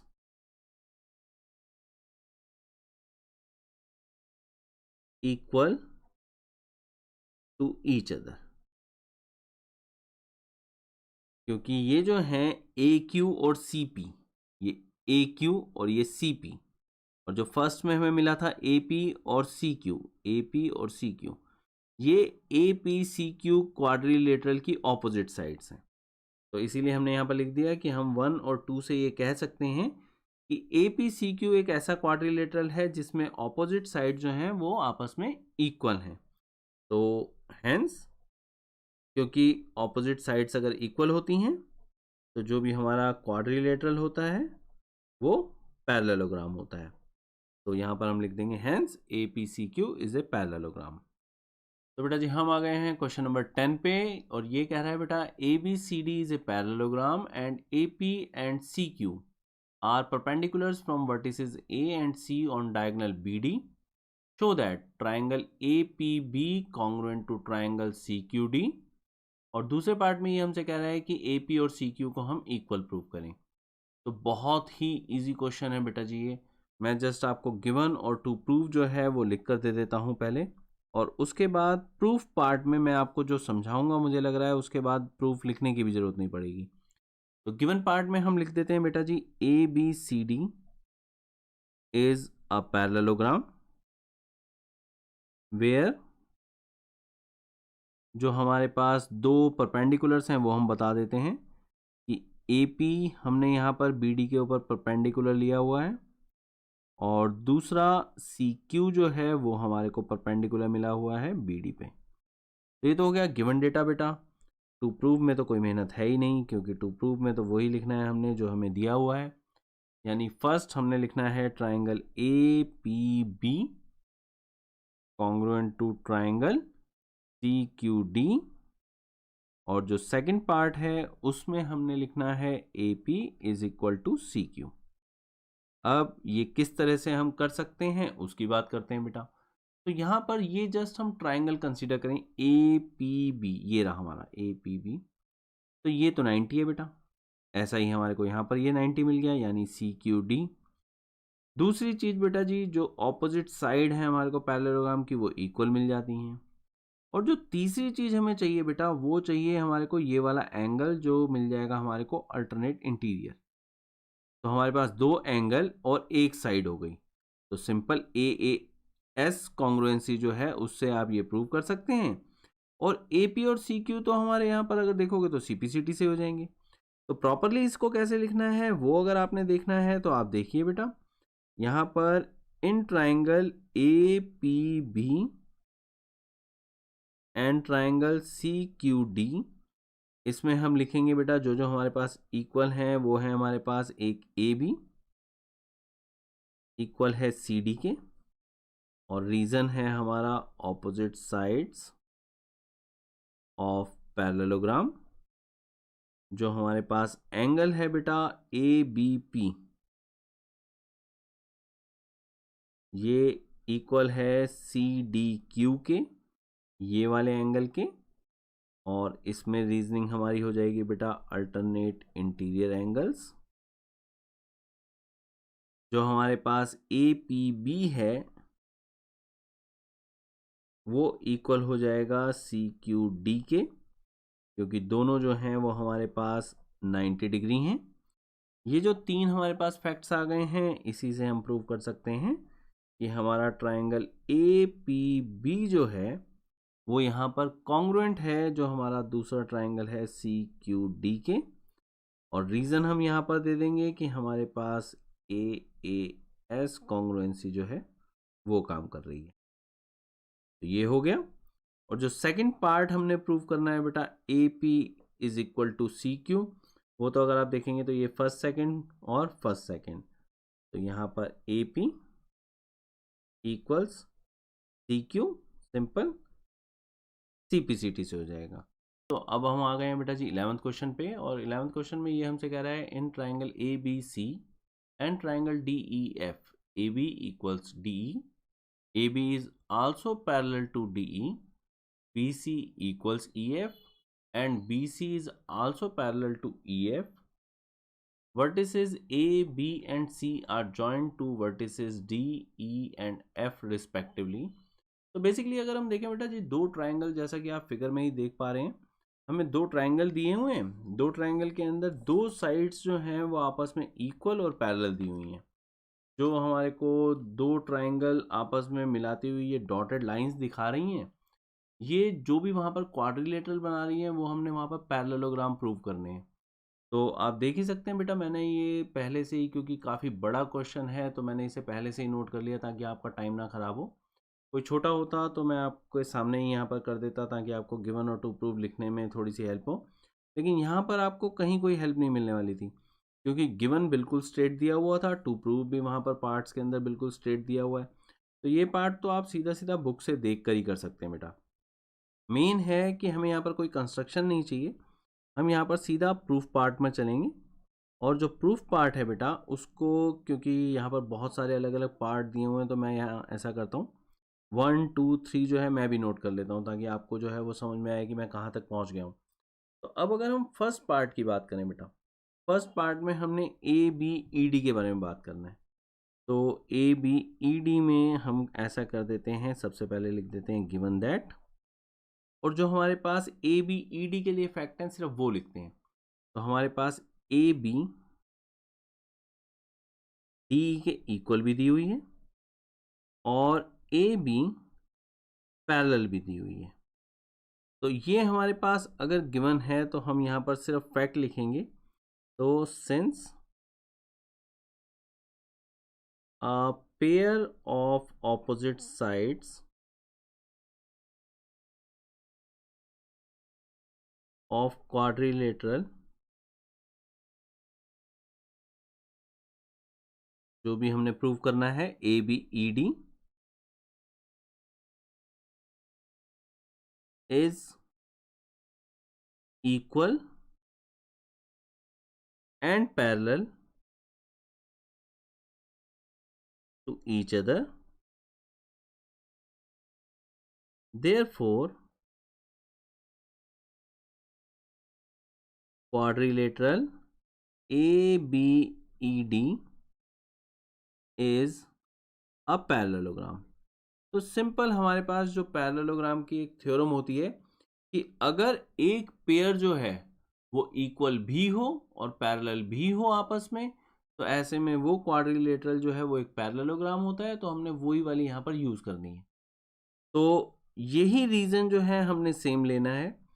तो सेकंड में हम जो है वो ये करेंगे, सिमिलरली एज करके जो भी हमारे पास गिवन है वो लिख लेंगे, B C equals E F and B C is parallel to E F. सिर्फ इतना लिखने के बाद हम यहाँ पर लिख देंगे जो भी हमारे को क्वाड्रिलेटरल प्रूव करना है, यानी B E F C is a parallelogram. तो इन दो में मैंने टाइम नहीं लिया क्योंकि ये दो जो हैं वो काफ़ी इजी थे बेटा। अगर हमारे को यहाँ पर ए बी और डी ई ये इक्वल और पैरेलल दिए हुए हैं, तो ए बी ई डी जो हमारा पूरा बन रहा है ये पैरेललोग्राम हो गया बेटा। और इसी तरीके से बी सी और ई एफ अगर ये भी इक्वल और पैरेलल दिए हुए हैं, तो बी सी एफ ई ये भी हमारे पास एक पैरेललोग्राम हो गया। तो यहाँ पर देखेंगे बेटा, तो अगर हमारे पास बी सी और ई एफ ये इक्वल भी हैं और पैरेलल भी हैं, तो अगर हम बोलें तो ये हमारा बी ई एफ सी ये भी हमारे पास इस तरह से एक पैरेललोग्राम हो गया। तो दो पार्ट जो हैं वो तो हम देखते हैं कि हमारे पास बहुत इजी जो है वो सामने आ गए।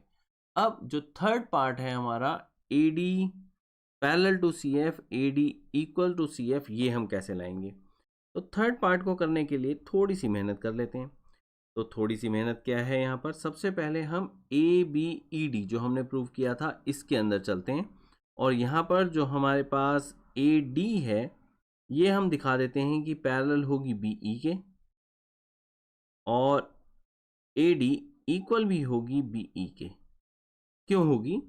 क्योंकि ऑपोजिट साइड्स हैं ये ऑफ, थोड़ा सा मैं अलग कर देता हूँ यहाँ पर पैरेललोग्राम ताकि यहाँ पर आपको ए के साथ में कन्फ्यूज़न ना हो। Opposite sides of a parallelogram है तो इसीलिए वो पैरेलल भी होंगी और इक्वल भी होंगी। और अगर मान लो हम बात करें यहाँ पर, और पैरेललोग्राम कौन सा है वो भी अगर आप मेंशन कर दें यहाँ पर तो वो और ज़्यादा अच्छा रहेगा। तो हमारे पास ए बी ई डी है, तो यहाँ पर ए बी ई डी ले लेंगे हम। और बिल्कुल सेम यही चीज़ जो है वो अगर हम यहाँ पर देखें बेटा, यानी बी सी एफ ई के अंदर, तो अगर हम बी ई की बात करें तो वो हमारे पास सी एफ के साथ में पैरेलल और इक्वल मिलेगी।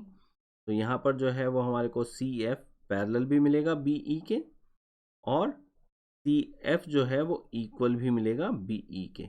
और रीजनिंग अगर हम देखें तो बिल्कुल सेम जाएगी बेटा, सिर्फ ये है कि जो हमारा पैरेललोग्राम है वो इस केस में अब हो जाएगा हमारा बी ई एफ सी। तो ये दो पैरेललोग्राम जो हमने प्रूव किए वहाँ पर, उनसे जो ऑपोजिट साइड्स मिली हमारे को वो इक्वल और पैरेलल मिल गई। तो अब यही दो इक्वेशन जो हैं वो यूज़ करते हैं from the above two equations.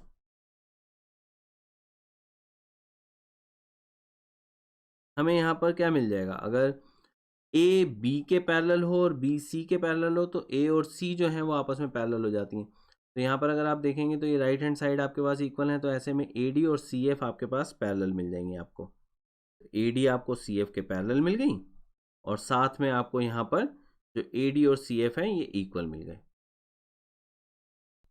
Fourth part हमारे को ए सी एफ डी के बारे में कह रहा है। तो ए सी एफ डी जो है, अब इसमें अगर हम देखें तो ऑलरेडी हम ए डी और सी एफ के बारे में ये चीज़ पहले से दे चुके हैं। तो यहाँ पर जो है वो हम पहले ही बता चुके हैं कि ए डी और सी एफ जो हैं, जो कि ऑपोजिट साइड हैं इस क्वाड्रिलेटरल की, वो पैरेलल भी हैं और इक्वल भी हैं। तो यहाँ पर फिर से अगर आपने वही लिखनी है स्टेटमेंट तो वो वाली दोबारा से लिखिए।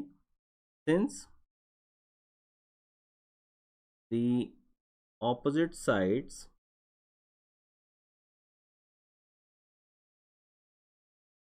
AD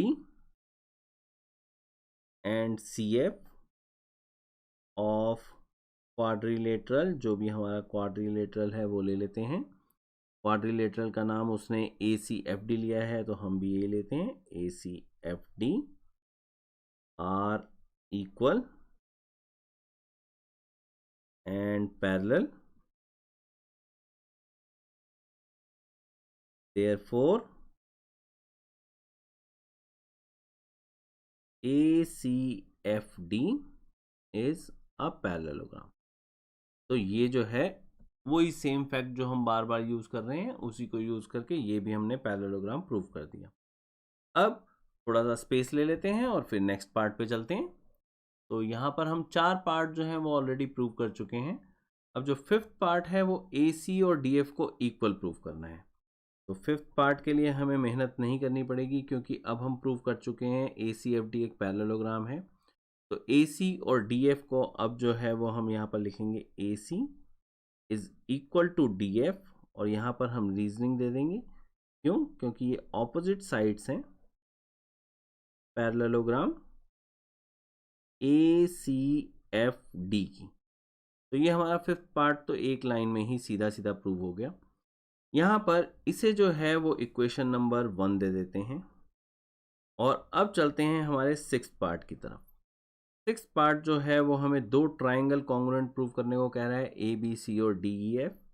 तो सबसे पहले हम ये वाले ट्राइंगल लेते हैं A B C and triangle D E F, और इसमें जो भी हमारे पास अलग अलग साइड्स हैं उनकी बात करते हैं। तो सबसे पहले अगर हम देखें तो ए बी डी ई के इक्वल दी हुई है, और साथ में ही हमें बी सी जो है वो ई एफ के इक्वल दी हुई है। तो ये तो हमारे पास गिवन डेटा में ही आ गई। और तीसरी जो इसकी साइड है वो हमने अभी प्रूव की है ऊपर, ए सी इक्वल्स डी एफ, और मैंने इसे इक्वेशन यहाँ पर दे ही दी थी ताकि हम इसे आगे यूज़ कर सकें। तो यहाँ पर जो है वो हमारे पास फ्रॉम 1 करके हम इसको यूज़ कर सकते हैं। तीनों साइड जो हैं वो इस ट्राइंगल की तीनों साइड्स के इक्वल हैं। तो इसीलिए हम यहाँ पर लिख सकते हैं triangle A B C is congruent to triangle D E F, और रीजन जो है, रीजन क्या होगा इसका, एस एस एस कॉन्ग्रुएंसी। हम आ गए हैं एक्सरसाइज के एंड पे और ये हमारा 12th क्वेश्चन है जो कि लास्ट क्वेश्चन है हमारी एक्सरसाइज का। ABCD is a trapezium in which AB is parallel to CD and AD is equal to BC so that, और हमें चार पार्ट्स जो हैं वो वहाँ पर शो करने हैं। एंगल A एंगल B के इक्वल, एंगल C एंगल D के इक्वल, triangle ABC congruent to triangle BAD, और AC और BD को हमने इक्वल दिखाना है। तो आप देख ही सकते हैं बेटा, मैंने ये फिगर जो है ये यहाँ पर बनाई हुई है, और गिवन और टू प्रूफ पार्ट जो है वो मैंने पहले से लिख लिए हैं क्योंकि स्ट्रेट अवे आपको दिए हुए हैं। तो जस्ट जो भी क्वेश्चन में था वो सीधा सीधा था, तो मैंने ये पहले से ही लिख लिया बेटा। इनफैक्ट कंस्ट्रक्शन भी यहाँ पर ऐसा नहीं है कि मैं आपको बताऊंगा, वो भी आपको बुक में अगर आप देखेंगे तो वो आपको हिंट में ही दी हुई है। मैं जस्ट आपको एक्सप्लेन कर देता हूँ। ऐसा है, यहाँ पर हम क्या करेंगे बेटा, सी पॉइंट से जो हमारा DA है इसके पैरेलल एक लाइन लेंगे जो AB प्रोड्यूस को वहां पर E पर मीट करेगी, बस ये। और करेंगे क्यों? क्योंकि हमें यहाँ पर एक पैरेललोग्राम बनाना होता है AECD। जब कभी भी एक आइसोसेलेस ट्रेपेजियम आपको मिलेगा और आपको इसको सॉल्व करना होगा तो मैक्सिमम केसेस में आपको ये वाली कंस्ट्रक्शन की ज़रूरत पड़ती है, तो आप ये ध्यान रखिए। तो हम क्या कर रहे हैं बेटा जी, हम यहाँ पर जो हमारा C है वहाँ से एक पैरेलल लाइन ले रहे हैं। तो we draw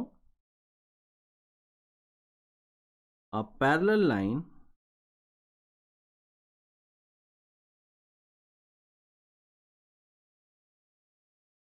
to DA from C which meets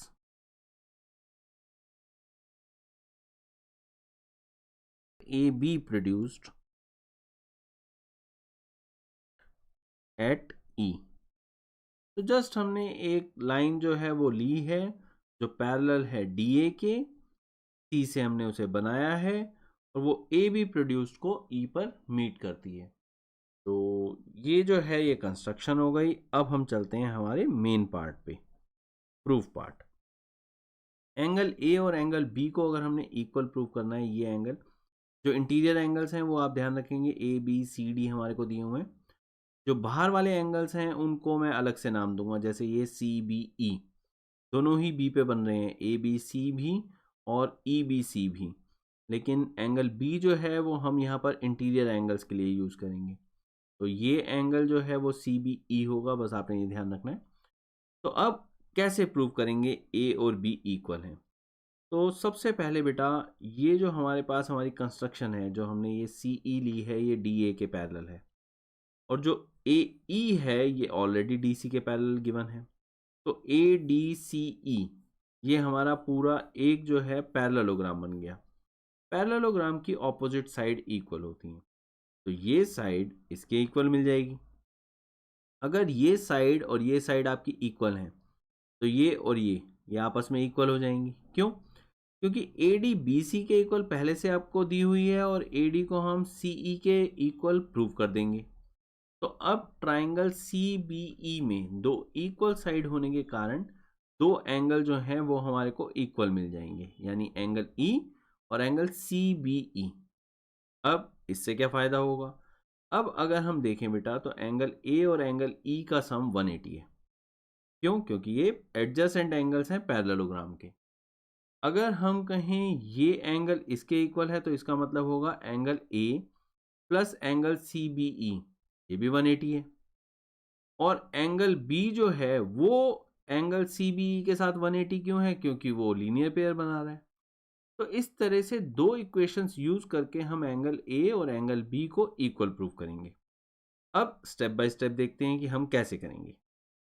यहाँ पर सबसे पहले हम बता देते हैं कि हमारे पास जो DA और CE है ये पैरेलल हैं। सॉरी बेटा, मेरे वीडियो में थोड़ी सी प्रॉब्लम आ गई थी। जस्ट बेटा जी, मैंने आपको पहले सिर्फ ये बताया है यहाँ पर कि DACE के पैरेलल है, जो हमारा DACE के पैरेलल है क्योंकि मैंने कंस्ट्रक्शन ऐसी की है, और AEDC के पैरेलल है, ये मैं आपको बता रहा था कि ये गिवन है बेटा। क्यों? क्योंकि ABDC के पैरेलल हमारे को दी हुई है। तो अगर ABDC के पैरेलल गिवन है तो बेटा AB प्रोड्यूस्ड यानी AE बात वहीं की वहीं है, तो इसे हम लिख देंगे यहाँ पर गिवन। अब यहाँ पर ये हमारे पास दो साइड्स, अगर हम कहें दो ऑपोजिट पेयर जो हैं उनकी बात करें तो दोनों ही पैरेलल दिए हुए हैं। तो हम यहाँ पर कह सकते हैं हेंस जो भी हमारा पैरेललोग्राम बन रहा है AECD इज अ पैरेललोग्राम। अब बात यह है कि हमने इस पैरेललोग्राम को पैरेललोग्राम क्यों प्रूव किया।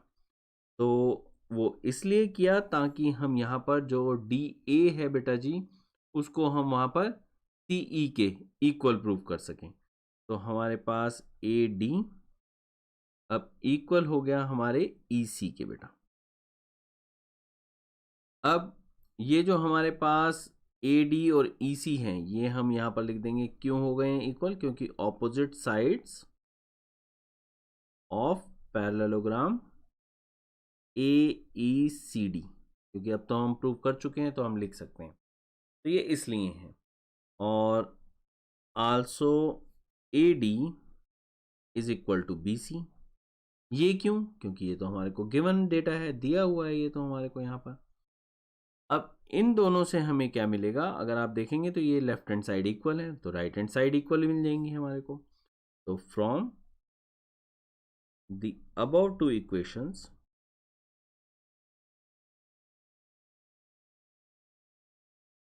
हमारे पास आ गया बेटा BC और EC, ये दोनों इक्वल आ गए, BC इक्वल्स EC। क्योंकि BC ये और EC ये हमारे पास क्योंकि इक्वल आ गए हैं बेटा, तो अगर हम CBE ट्राइंगल की बात करें, देयरफॉर इन ट्राइंगल CBE, हमने देयरफॉर से शुरू किया है सेंटेंस तो सीधी सी बात है कनेक्टिविटी हो गई है। BC is equal to EC हम यूज कर रहे हैं इसमें, तो CBE के अंदर अब क्या हो जाएगा, अब हमारे पास एंगल CBE जो है ये वाला, ये इक्वल हो जाएगा एंगल E के। क्यों हो जाएगा, क्योंकि ऑपोजिट एंगल्स हैं बेटा ये इक्वल साइड के, टू इक्वल, मैं यहां पर लिख देता हूं। तो इसे हम इक्वेशन नंबर 1 मान लेते हैं हमारी। मेरे पास आगे स्पेस नहीं है तो मैं लिख नहीं रहा हूँ, आप जस्ट मान लीजिए कि ये हमारी इक्वेशन नंबर 1 है। यहाँ पर एक छोटा सा मैं 1 इस तरह से लिख देता हूँ। तो now angle A plus angle E, ये जो है ये 180 डिग्री है बेटा। ये क्यों 180 डिग्री है, क्योंकि ये एडजेसेंट एंगल्स हैं ऑफ पैरेललोग्राम AECD के। तो क्योंकि दो एडजेसेंट एंगल हैं तो वो 180 के होंगे। अब E एंगल हमारा CBE के इक्वल है, तो हम यहाँ पर लिख लेंगे therefore angle A plus angle CBE is equal to 180 degree. और यहाँ पर हम बता देंगे कि क्यों, क्योंकि ये जो हमने छोटा सा 1 लिखा था इक्वेशन के लिए, ये वही इक्वेशन है। तो हम यहाँ बताएंगे इसे कि हमने यूजिंग 1, हमने 1 को यूज किया है। अब मैं थोड़ा सा स्पेस ले लेता हूँ बेटा। तो अब ये हमने प्रूव कर दिया बेटा। अब जो है वो हम एक और चीज देखते हैं, वो क्या है, वो ये कि अगर एंगल B को हम यहाँ पर CBE के साथ जोड़ें, यानी इस एंगल को इसके साथ जोड़ें, तो भी हमारे पास 180 आता है। क्यों, क्योंकि ये तो लीनियर पेयर है। अब हम बता देते हैं। अब अगर ये दो इक्वेशन देखते हैं तो from the above two equations,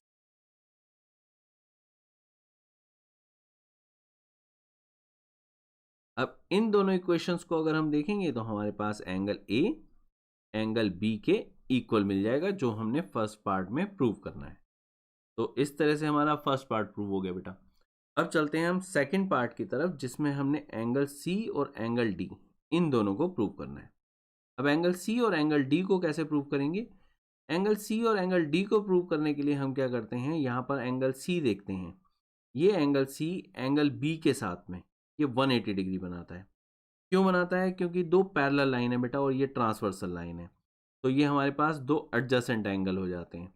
कभी भी अगर मान लो एक पैरेलल लाइन को एक ट्रांसवर्सल, जो मतलब दो पैरेलल लाइंस को एक ट्रांसवर्सल अगर इंटरसेक्ट करती हुई जाती है, तो जो भी दो हमारे पास इस तरह से एडजेसेंट इंटीरियर एंगल्स होते हैं उनका सम 180 होता है। तो now angle C plus angle B, ये जो है ये 180। क्यों है ये 180? क्योंकि ए बी जो है ये पैरेलल दी हुई है हमारे को, जो हमारे पास डी सी या सी डी हम कुछ भी लिख सकते हैं, क्योंकि ये पैरेलल दी हुई है, तो ये 180 हो जाएंगे। ओके है। अब जो B की जगह हम एंगल A है वो लिख सकते हैं, तो therefore we can write angle C plus angle A is equal to 180 degree.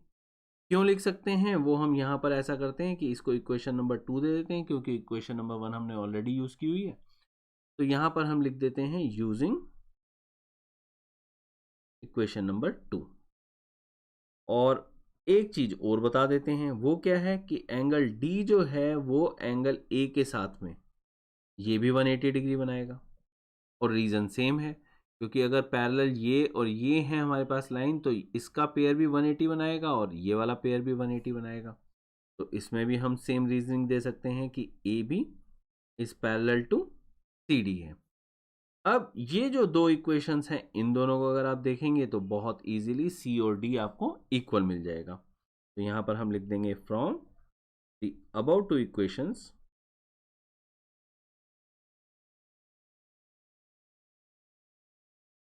Angle C is equal to angle D. तो इसी के साथ हमारे दो पार्ट जो हैं वो हमने प्रूव कर दिए बेटा। थर्ड पार्ट जो है वो है ट्राइंगल ए बी सी। अभी जो है वो हमारे पास ट्राइंगल ए बी सी हमने बनाया नहीं हुआ है, तो हम सबसे पहले ऐसा करते हैं कि ट्राइंगल ए बी सी और जो दूसरा ट्राइंगल है हमारे पास बी ए डी, ये दोनों बना लेते हैं। तो ये जो है ये यहाँ पर मैं कंस्ट्रक्शन कर देता हूँ।